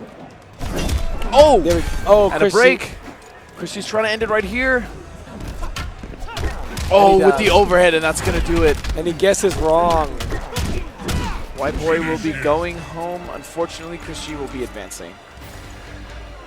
And when White Boy really messed up there, he blocked 2 unsafe attacks by Chris G and just did jab punish instead of forward 2. He could have got really the full combo. Was not expecting caught off guard there, and those moves have plenty of time to really think. You know, but Chris G is going to move on. Yep. Of course, our next match gonna be Yomi Rio going up against Big D. Big D. Big D actually put MIT into losers this tournament. No, it was K Prime. Excuse me, Big D. You are correct. Big D put. That was K Prime. K Prime was very excited about that. Big D. Who did he put into losers that he was very excited about? It was one of, if I'm not mistaken, the Yomi boys. Help me, Tom. Help Michelangelo? me, Tom. No, it wasn't Michelangelo. Forever King. Yes, King. There it was. I'm sorry. I remember now. Most of my matchup knowledge is from word of mouth, so I'm trying to I keep remember track of he told me everything. it was Yeah. Forever King. Correct. Katana Prime cut a swath through quite a bit of this tournament. Is he still in this tournament? No, he is not. Unfortunate. Eliminated by Zyfox. Very unfortunate. Who is using Flame Fist. Yes, he's sticking with Flame Fist. I respect it as a fellow Liu Kang player.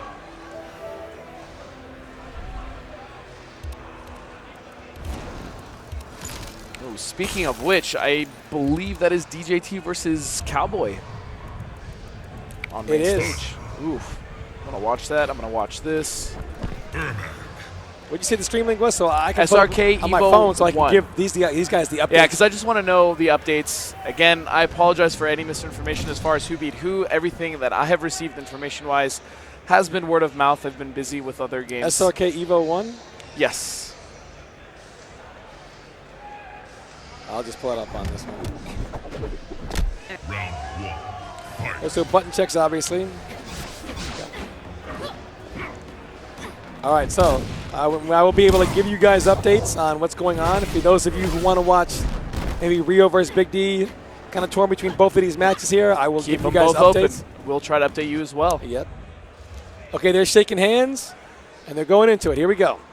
Big D with the MK Scully hat. Okay, Ermac versus Tanya. Here we go. Round 1. Fight. And Rio jumps in. Whiffs the jumping, though. Big D did not capitalize on that. Oh, very nice throw. So, nice tick throw there. Raw soul ball. And that's got to be an indication to Rio. As soon as that soul ball leaves his hand, you have to pressure him because he no longer has the opportunity to get anything really huge unless he's going to burn meter for the EX lift. Yeah.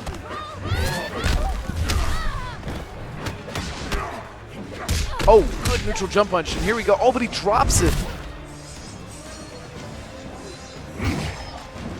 And Big D is just trying to play as smart as he can. Unfortunately, Rio is just going to come right in. And that's going to be a punish. Yeah, that's a huge risk taken there by Big D. Still, I was just about to say, Big D does have the life lead, but that's slowly dwindling as Rio now has the meter advantage Wow, as and well. he tried to respond. That's going to be some nice damage there by Rio. As him in the corner, going to poke him here. And that's going to chip down. This chip. No. Wait, not yet. Oh, yeah. EX teleport. Use the 2 bars there, but get the win. Get the Pick round. up the first round. And he's still almost even as far as meter goes with Yeah. Big D. And this is going to hurt. Puts himself in the corner. I don't agree with that, and now Big D has corner position. Right with the overhead. There's Now, Ermac. The no. unsafe God setup, but he doesn't. Okay, good, nice soul ball. Again, Wow, Big drops. D just dropping these. This is so unlike him.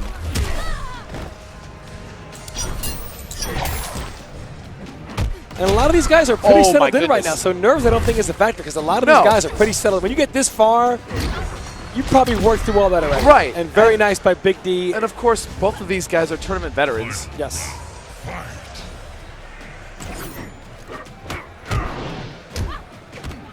Good poke, nice pressure from Big D, going with the grab. I do like that quite a bit. Rio has 2 bars, and Big D is about to have his second bar for Breaker. And Big D once again content to back up. Oh, but he goes in and gets caught immediately by Rekka, and here we go. Whiffed. That delayed wake up has been the bane of so many players this weekend. And Big D using it so well right now. Okay, Soul Ball is out of play right now, so usually I like to make sure Soul Ball is out and done before I advance on Ermac. Very nice. And this is a huge conversion for Rio. And knocks He's it not down. going to break, and he's going to go for an X-ray. And the unsafe God Pulls it out with an X-ray. I don't like this right to restart match. I've never been a fan of that. Of immediately go. restart. I've never liked it. win or lose, I think it's, I mean, unless you have insane momentum, I think it's good to just take a breath. Also realize what you were doing. Yeah, and look, go right back in, and look, stuff rolls downhill, man. You know, true. Don't let it roll downhill. For those who are not watching the other stream, Yomi DJT is up 1-0 on Round Cowboy. Thank you for the update. Yes, we are trying to update you on both streams just in case. And you Rio wanna just watch guessing wrong every single time here. And Big D sitting very comfortable. I like this passive play and a grab. Wow, Big D. My goodness. Round 2, fight. Okay, so Big D sitting on set point here. Rio's got to do something to come out of this.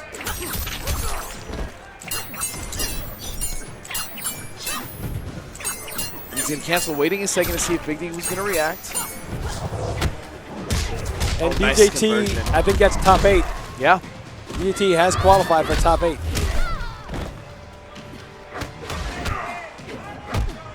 Oh! Could use her Soul Blast off of the jump kick. And again, another grab. Big D is very liberal with the grabs. I like that playstyle quite a bit. An extra layer on the on the mix-up there. And a nice punish from Rio. This should be close to the end of the round and corner position for himself. And he's going to get it.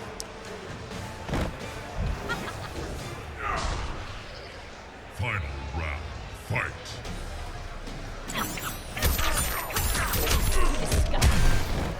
An immediate break from Big D, and now he's stuck in the corner. He only has 1 bar. He does not have any stamina, but he just dashes out. Rio letting him out, Tom. Yeah, I don't understand what Rio is doing. Oh, no. Like, Rio will have the corner position and then jump and put himself in the corner here, and Big D And now has is taken just going to work on him here. full advantage. Second time Wow, for now Big D. Rio and- has no wow. meter here. And he's whiffed. Okay, got to make something happen here. He's not going to break. Big D has 2 bars. And again, he puts himself in the corner. I don't agree with this. That delayed wake up is killing him. Oh, no. Oh, Big D breaks. He wants to Big close that. opportunity Yeah. for Rio. Rio has all the stamina in the world to run up now. And a throw, and that's it. And Big D has eliminated Rio. That was quite honestly sloppy play from a player that does not generally play very sloppy at all. Ermac wins. I'm very shocked. Not at the fact that Big D has won, because he is a very great player, but I'm just surprised at the mistakes that Rio made. That he kept jumping over, and Big D kept doing the delayed wake up. And he kept trying to cross over him. Yeah. And it just, Again, congratulations to Big D. He again. played very smart. but mental errors Yeah. on Rio's part. Uncharacteristic Yeah, mental errors. that's why I'm surprised. That's not generally. Was that for top 8? No. No. I believe now. What happened? We need one more round? Okay, so Big D needs one more round. The winner and of this, he's gonna have to go through Tyrant. the winner of this is top 8. No, he's not going to go Tyrant. Oh, I lied.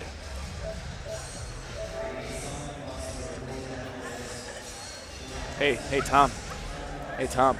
Yes. My stream is still slightly ahead of yours. Oh, is it? Yeah, well. I got an iPhone 6 Plus, man. Hold that. I had the same phone as you. I don't have Plus. Get out of here. Except mine is also cracked.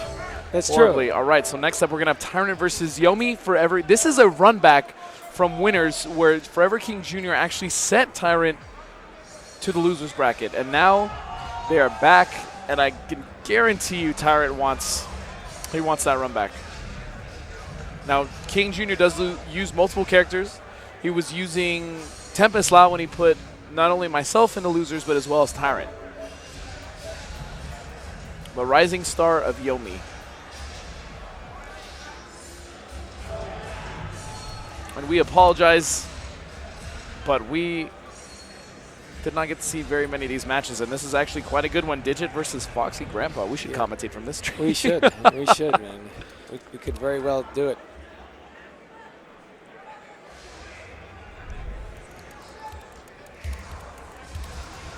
The whole Yomi crew has rolled up to see Junior play. I respect it.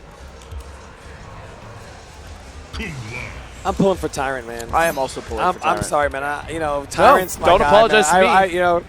I've always pulled for Tyrant, man. He's an incredible player to watch, let's be honest. I have so many people just don't realize just how good Tyrant is, man. I mean, Tyrant.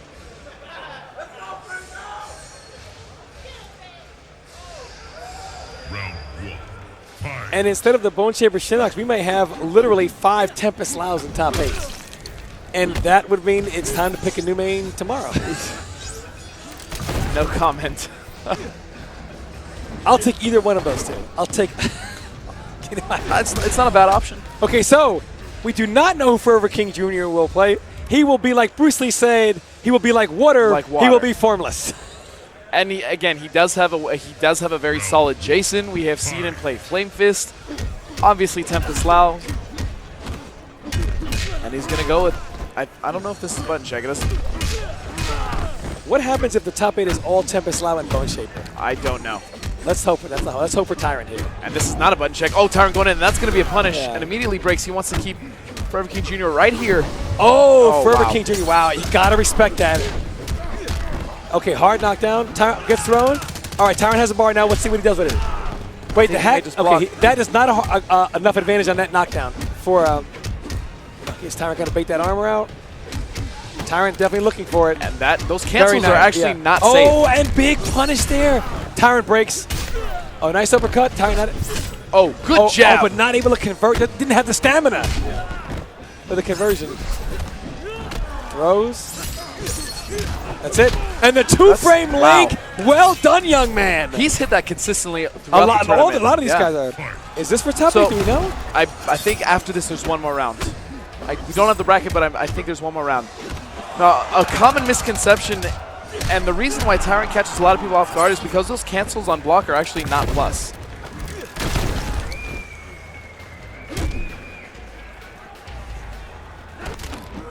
Oh, what? Runs in and grabs him. Forever King Jr. has definitely grabbed Tyrant the most I've seen of anyone this tournament. And here we go. Huge damage in the corner. Big damage. It's the power of Jax. That's the Tyrant special right there. Oh. And Tyrant going to keep that relentless pressure on him. Oh, and this is going to be big damage. This is Tempest Lao damage. I feel like he could have gotten a little more, though. I think that's it. It's not going to be over. Not quite. That's 3. That's it. Oh, Jax. Oh. This is very biased. I'm sorry. I know. When Tempest Lao hits you. Great stuff from Junior. So Foxy Grandpa is top 8. That's 2 Tempest Laos now in top 8. Come on, Tyrant. You can do this. I'm sorry for the biased commentary, everyone. Ooh, catching him off guard, but armor's right. Forever King Jr.'s decision-making is insanely small. It's very good. I'm losing my trains of thought here. I apologize. Oh, big mistake by Tyrant. A little hesitant to use that EX. Okay. Saving it. Likes to use it for the carry. 38, very nice. I like that. Oh, catches a back dash. Yeah, he got a back dash out of the pressure, and Tyrant was not having it. Round 2. Fight. Very slow. Beautiful down 1, and now Tyrant has a corner position again. But Junior's fighting his way out, and another anti-air down 1. Tyrant is putting all the pressure on now. He goes for the counter poke, doesn't get it. Another great armor option from Forever King Jr. And the patience from both players. Oh, that jump too is so good from Kung Lao. All his variations. That jump too is amazing. Oh! And Tyrant that's his specialty. But again, this is Tempest Lao. This is going to hurt. Is Tyrant going to spend the bar? He is, and he's going to use it to use the interactable. Did not get broken out of the armor. Oh, wow. Used the bar. Wow, and that's going to be it. Tyrant is going to tie it up. Round 1. Fight. Oh, first hit goes to Forever King Jr. I think he's very consistent on getting those first hits.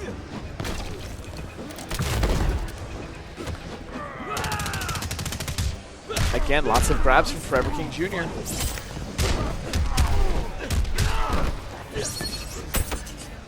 Good pressure here, going with a lot of down fours. Tyrant trying to fight his way out.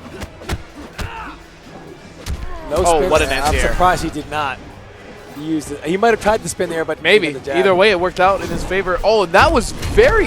But he has the bar. Is he going to use it? No. Very smart. And he's going to eat this. Yep. Tyrant did not have the bar, so he was not going to eat anything over. Oh! Now he's going to use the bar. That club! This is big. Trouble. This is trouble. very This big. is trouble. I would armor.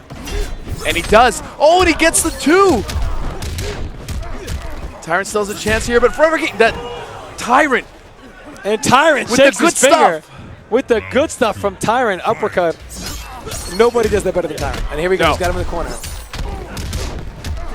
438. Okay, he does not want to be here. This, I promise you. Oh, again, hitting that link. Forever King Jr. very consistent. All the way towards the corner. Now, if Tyrant loses this round, he still has the meter advantage. Correct. I like that. Tyrant staying safe. It's fine. Totally fine. You know, if you hit it, maybe you get some momentum going. Right. If not, but yet, Right.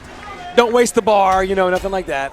And now he has 3 meters, which with Jax in the corner, that can Oh, lead wow. to 60, 70%, Wow. and he's getting there. He's got, he sees Tempest Lau's got no meter here. Oh, this is going to be huge. This is big damage. He has 2 more bars Yeah. to spend if he would like to. Nope, he's going to save him. I like this decision. Oh! It's okay. And that's going to be a break. All right, now Tyrant has to be very... There it is! And Tyrant advances. Woo! What is all over that man's face? I don't know. I'm assuming it's his lady's makeup. I don't know, but I thought he had a black eye. Ooh, and now, is it MIT now? Yeah. Wow, Tyrant is about to fight for his top 8 spot, but before we get to that, we're going to run a quick video for you guys. Please stay tuned because when we come back, we'll have more MKX action.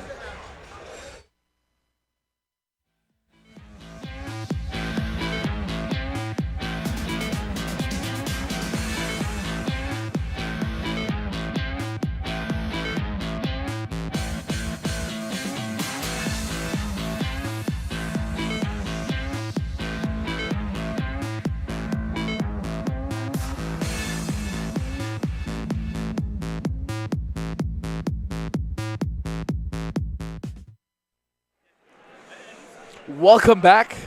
BenQ, obviously the monitor of choice here at EVO. Thank you so much to them for sponsoring us.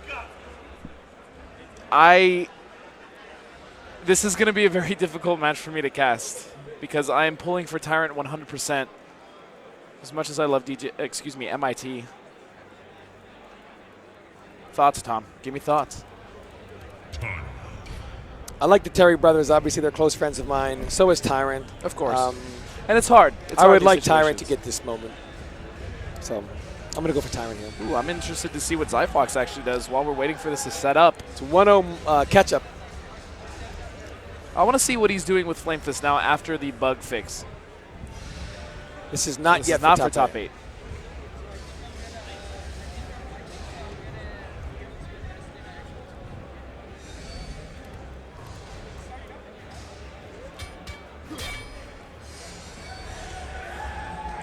So MIT is opting to go for Tanya. We've seen Tyrant lose to two Tanyas back-to-back at CEO. Maybe he feels like this is the comfortable choice.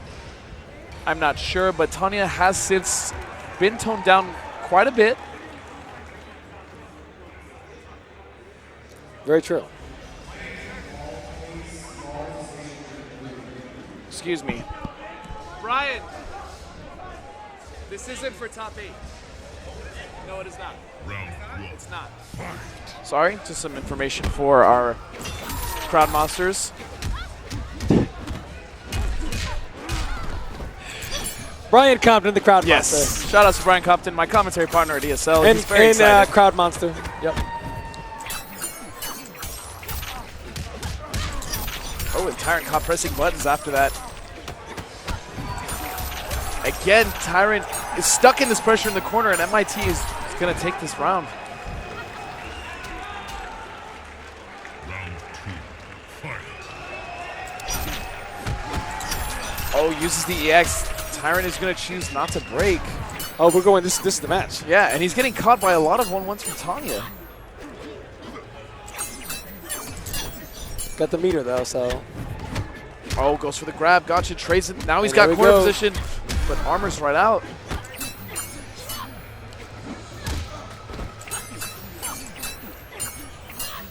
And I believe Mustard has made top 8.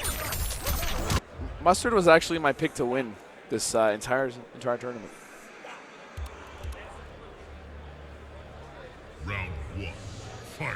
All right, so MIT taking a very convincing match off Tyrant. Here we go. See the adjustment here. Okay, I grab like from that. Tyrant, in yeah. the corner. Keep it safe. I like it.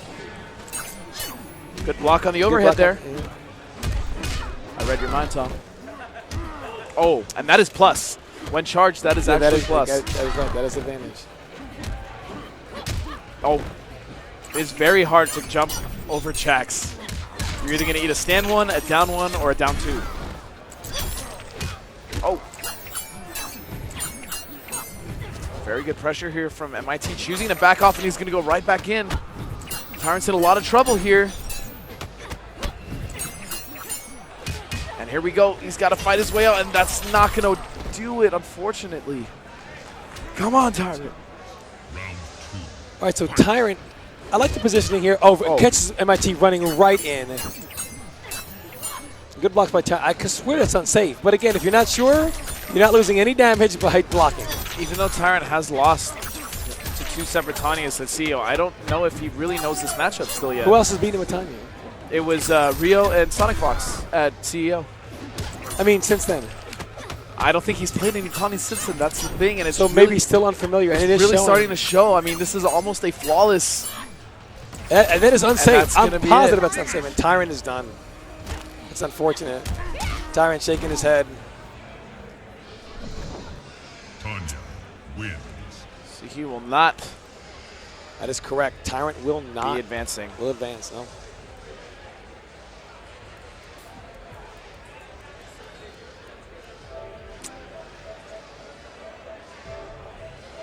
It's a sad day for me. It happens. But, you know, it is a tournament, and there has to be losers. Tyrant was that loser this day. And up next, Tom, is Detroit Ballin versus Big D. And here we have it. Here it is. Boom. You see this? This is for top 8 then, right? I don't think so. This would be a bone shaper in top 8. I don't believe. I think what's going to happen, again, because we don't have the bracket, it's going to be this match, and then the winner of that still has to play No, I believe Big MIT. D's match. No, I don't know that. I don't know. We'll see.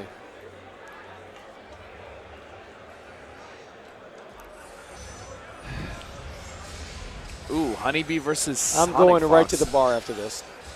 I may join you. I'm going right to the bar.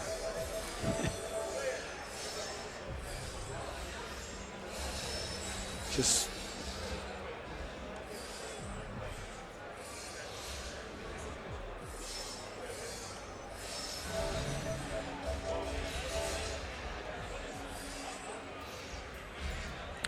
I gotta say though, I'm extremely impressed with Big D's play. Not only from it's just the culmination of the last 2 months.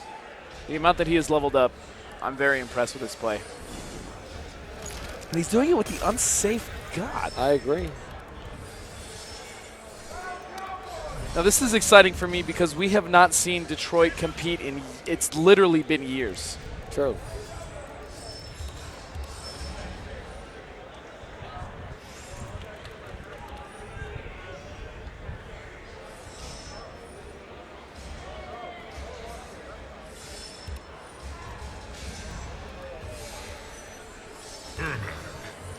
Shinnok.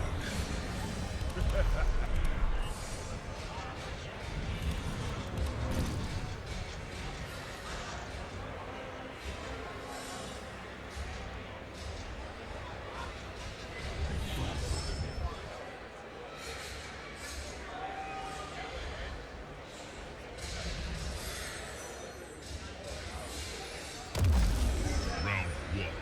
Fight. And this is going to be a button check. Yeah.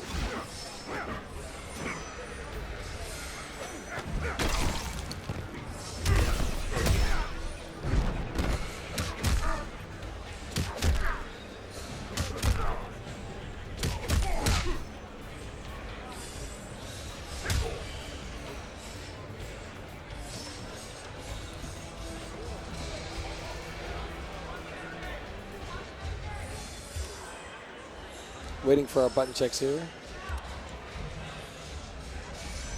All right, and we are going to get right into it here. Detroit Ballin versus Big D. Fight. Oh, nice down 3 beats. The down 4 from Shinnok. So Again. And there is the Bone Shaper special. Goes straight for the grab, doesn't go for the guaranteed forward 4. Oh, overhead, so unsafe, but it works. Safe God. And he's going to keep him towards the corner. I like it. Can't get over that, young man.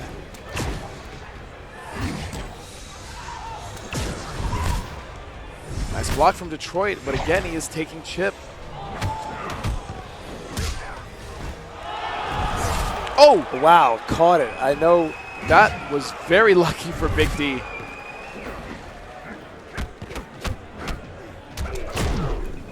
Here we go, Goes for Detroit. the- Oh, no! wow. I don't like that use of the meter. I don't either.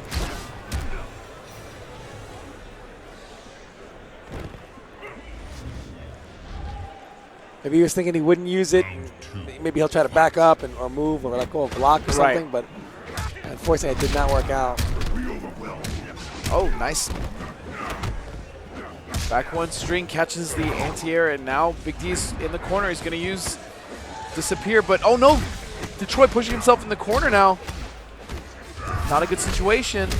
And he's down around as well. Big D trying to make it happen here. Uses a meter and a break immediately from Detroit.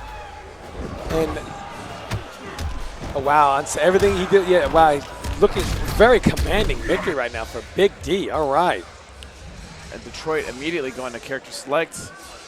I honestly have not seen him play in so long, and I've had barely any time to talk to him. I don't know if he's going to choose a different variation. Maybe he's taking a breath. He is looking at Imposter right now. And Sonic Fox is in trouble against Honeybee, by the way. Yes, Honeybee is incredibly good. Devora will do that for you. And Sonic Fox was on Katana. He lost. He switched off of Katana, and now he is back to Aaron Black. And Honeybee about to be on match point, and he is on match point. Wow.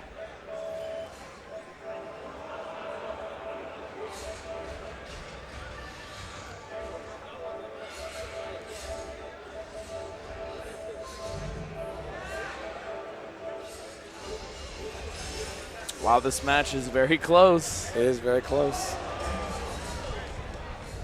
But I guess Honeybee does have some leeway here. You know, he's up a game and got the meter He advantage. also has a here. meter advantage.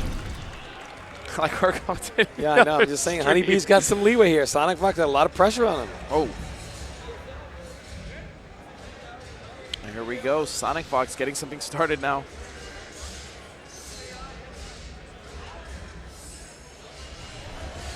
Round 1. All right, back into it. Oh, and it burns the armor, and he's going to get right into the standing vortex here.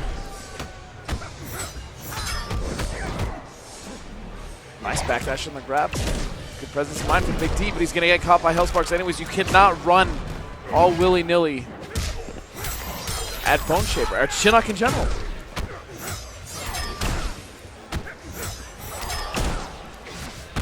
Oh, beautiful spacing to avoid that down wall. And here we go, Big D's chance okay, now. let's see. I don't think Detroit's going to break, so let's see if Big D can make him break, and he doesn't. No. Oh, wait a minute, wait a minute. And Honeybee has made top 8, Sonic Fox and losers. Oh, and he just does it. Wow. Detroit now in the corner. Nice block, but that is plus. Really intelligent play. God, Big D is playing so solid. He has been playing so solid for the last couple months. And that's the mix-up right there, overhead or low. Yeah. He has a mix-up within the vortex before you even get to it.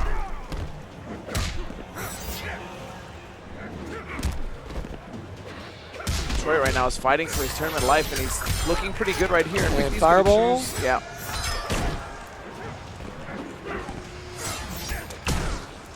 And Big D, he made that huge comeback that first round. I still can't get over that. Yeah. Detroit's got to be kicking himself for that. And the behind. He literally had everything going his way.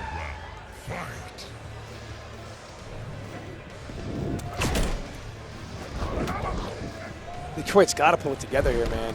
But I like it. Oh, and he missed it. Those things are what will cost you here.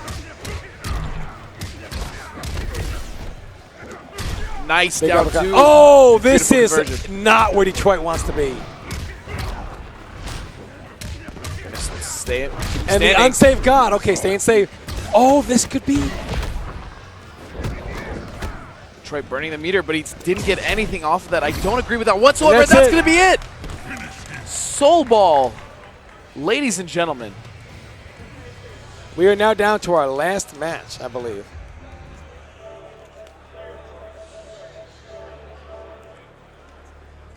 They gave us this, but I don't think this is on our stream. I don't think that It is says on here, either. no. It says here that is not. Okay, so I'll keep this here just in case. Yep.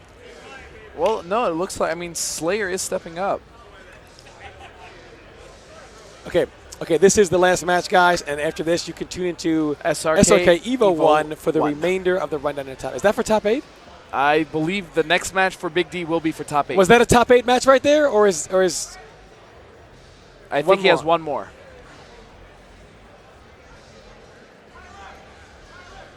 Okay, so this is going to be Milky's situation going up against Yomi's Yomi Slayer. Slayer. The former SoCal boy. Your boy. Your boy. I was waiting for it. That's boy. That's some PTI stuff right there, man, with coin eyes. You watch sports, man, at all? Do you watch Party Eruptions? Honestly, I don't. I'm not going to lie to you. Don't watch PTI. I don't really watch oh sports. my I'm sorry. Gosh, my I know I gosh. failed you, Tom. Look, How do you do this as a look, caster? listen, you don't listen. watch where it came from. No, I definitely watch. I How, watch the man? cast because I want to know how they do it. How do Obviously. you not watch? You got your boy Slayer over here. Listen here, Shout out to Tony Kornheiser. Tomulus Bradenton, listen here, okay? This is what's going to happen. Later, you're going to buy me a drink, and we'll discuss casters Discuss. Yeah. after you get me some drinks. Not as you know easy as what I'm people think it is. I watch you guys at ESL, the dead air you guys got to fill with you and Compton.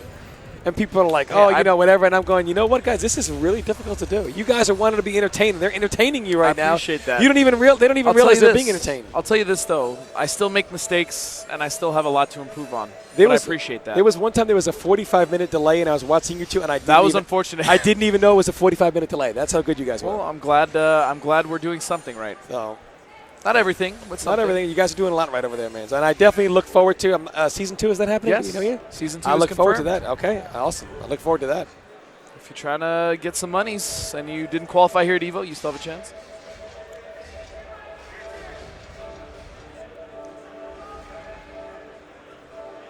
And we got MIT versus Wound Cowboy for top 8 here. Ooh. And that will be losers, if I'm not mistaken. Yeah. Yes, it is.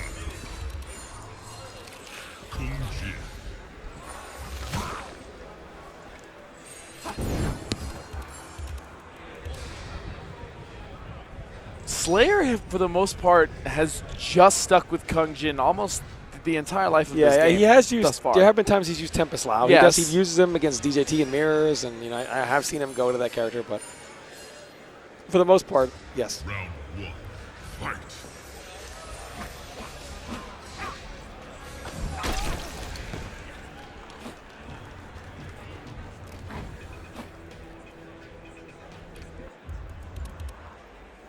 Okay, there's the handshake. There, we're going right in. Here we go. All right. Fight. This is All the right. last match on this stream, ladies and gentlemen. Thank you for tuning in with us. Everything else will be on SRK Evo 1, but for now, Milky Situation, we'll see if he can go past Yomi Slayer in order to qualify for top 8 in his next match.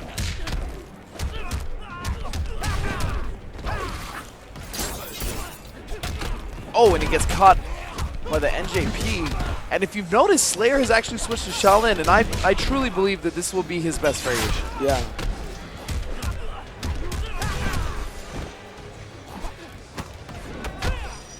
That is safe.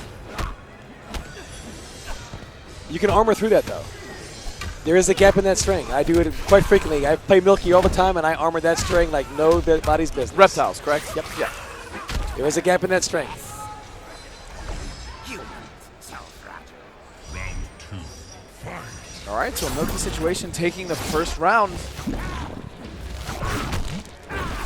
Oh, goes for the punish. And it's honestly really cool seeing a reptile this far. Yeah.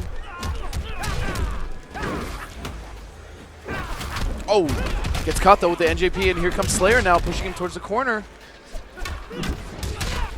Again, getting caught with that overhead. The pressure from Slayer. And that is not punishable. That is safe. No, that is safe, yeah. Wow, and that And round Slayer- was 100% And Slayer, this is Slayer. the only guy you see using this variation. Yeah. People do not like It blows Shaolin. my mind. And Slayer's telling me he believes this is actually the best variation. I agree with him. I 100% agree with him. I've heard you guys talk about this on ESL. Yeah, You guys are we have. firm believers that this is the variation to go with. I brought it up, and I still believe it. I mean, look, Bojutsu is still very good, Yeah. but the options and the amount he's just Oh, that should have been it. Milky yep, could be kicking himself for that. a lot of jabs here from Milky, trying to bait something, possibly an overhead. No, he just goes for a grab. Oh my goodness. Slayer about to make a comeback here. He can't make a mistake. That should be it. No, the Nope. hit counts. Wait, and Nothing he can do. This all he has to do gonna is get up slide. close. And he's not, he should not be going in. There it is. Nothing he Wow. can do. Yeah, nothing he can do. Smart stuff. I respect it. Round one. Fight. Goes right in. Slayer now getting a confirm and the meter. Towards the corner, here we go, and a nice grab. I've been seeing more and more grabs in this game at high competitive play now, and it makes me just so happy. Yeah. I grab a lot. Look, it's another layer on the 50-50s that we already When have. somebody does the late wake up on me, I stand right there and I'm going to grab it. If you don't want to get grabbed, then I'll just do a hit confirmable string into a full combo. Right.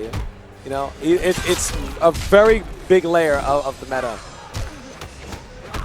And again, Slayer, I don't know if Slayer knows you can armor Beautiful through that. spacing from a Milky Situation. Wow. And Slayer now takes is off taking his the head. headphones. Round two. Fight.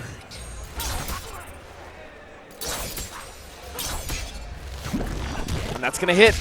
Wow, Milky Situation is really starting to pull ahead here. Never mind.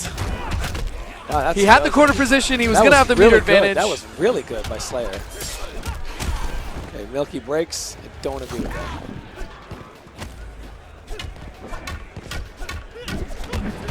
Safe. Oh, you cannot poke with the meter. And he's falling for that 50-50 constantly. Yeah, he is. He looks very unfamiliar with what's going on right now. And getting hit by that string, listen, he does not understand what's happening right now. He's not familiar with this Milky character. Situation bringing it back right now. Still in the corner, goes for the slide, and that's going to be it. And that's it. And that was our last match. Ladies and gentlemen. Slayer upset. Can't blame the young man. Walks off, Reptile win.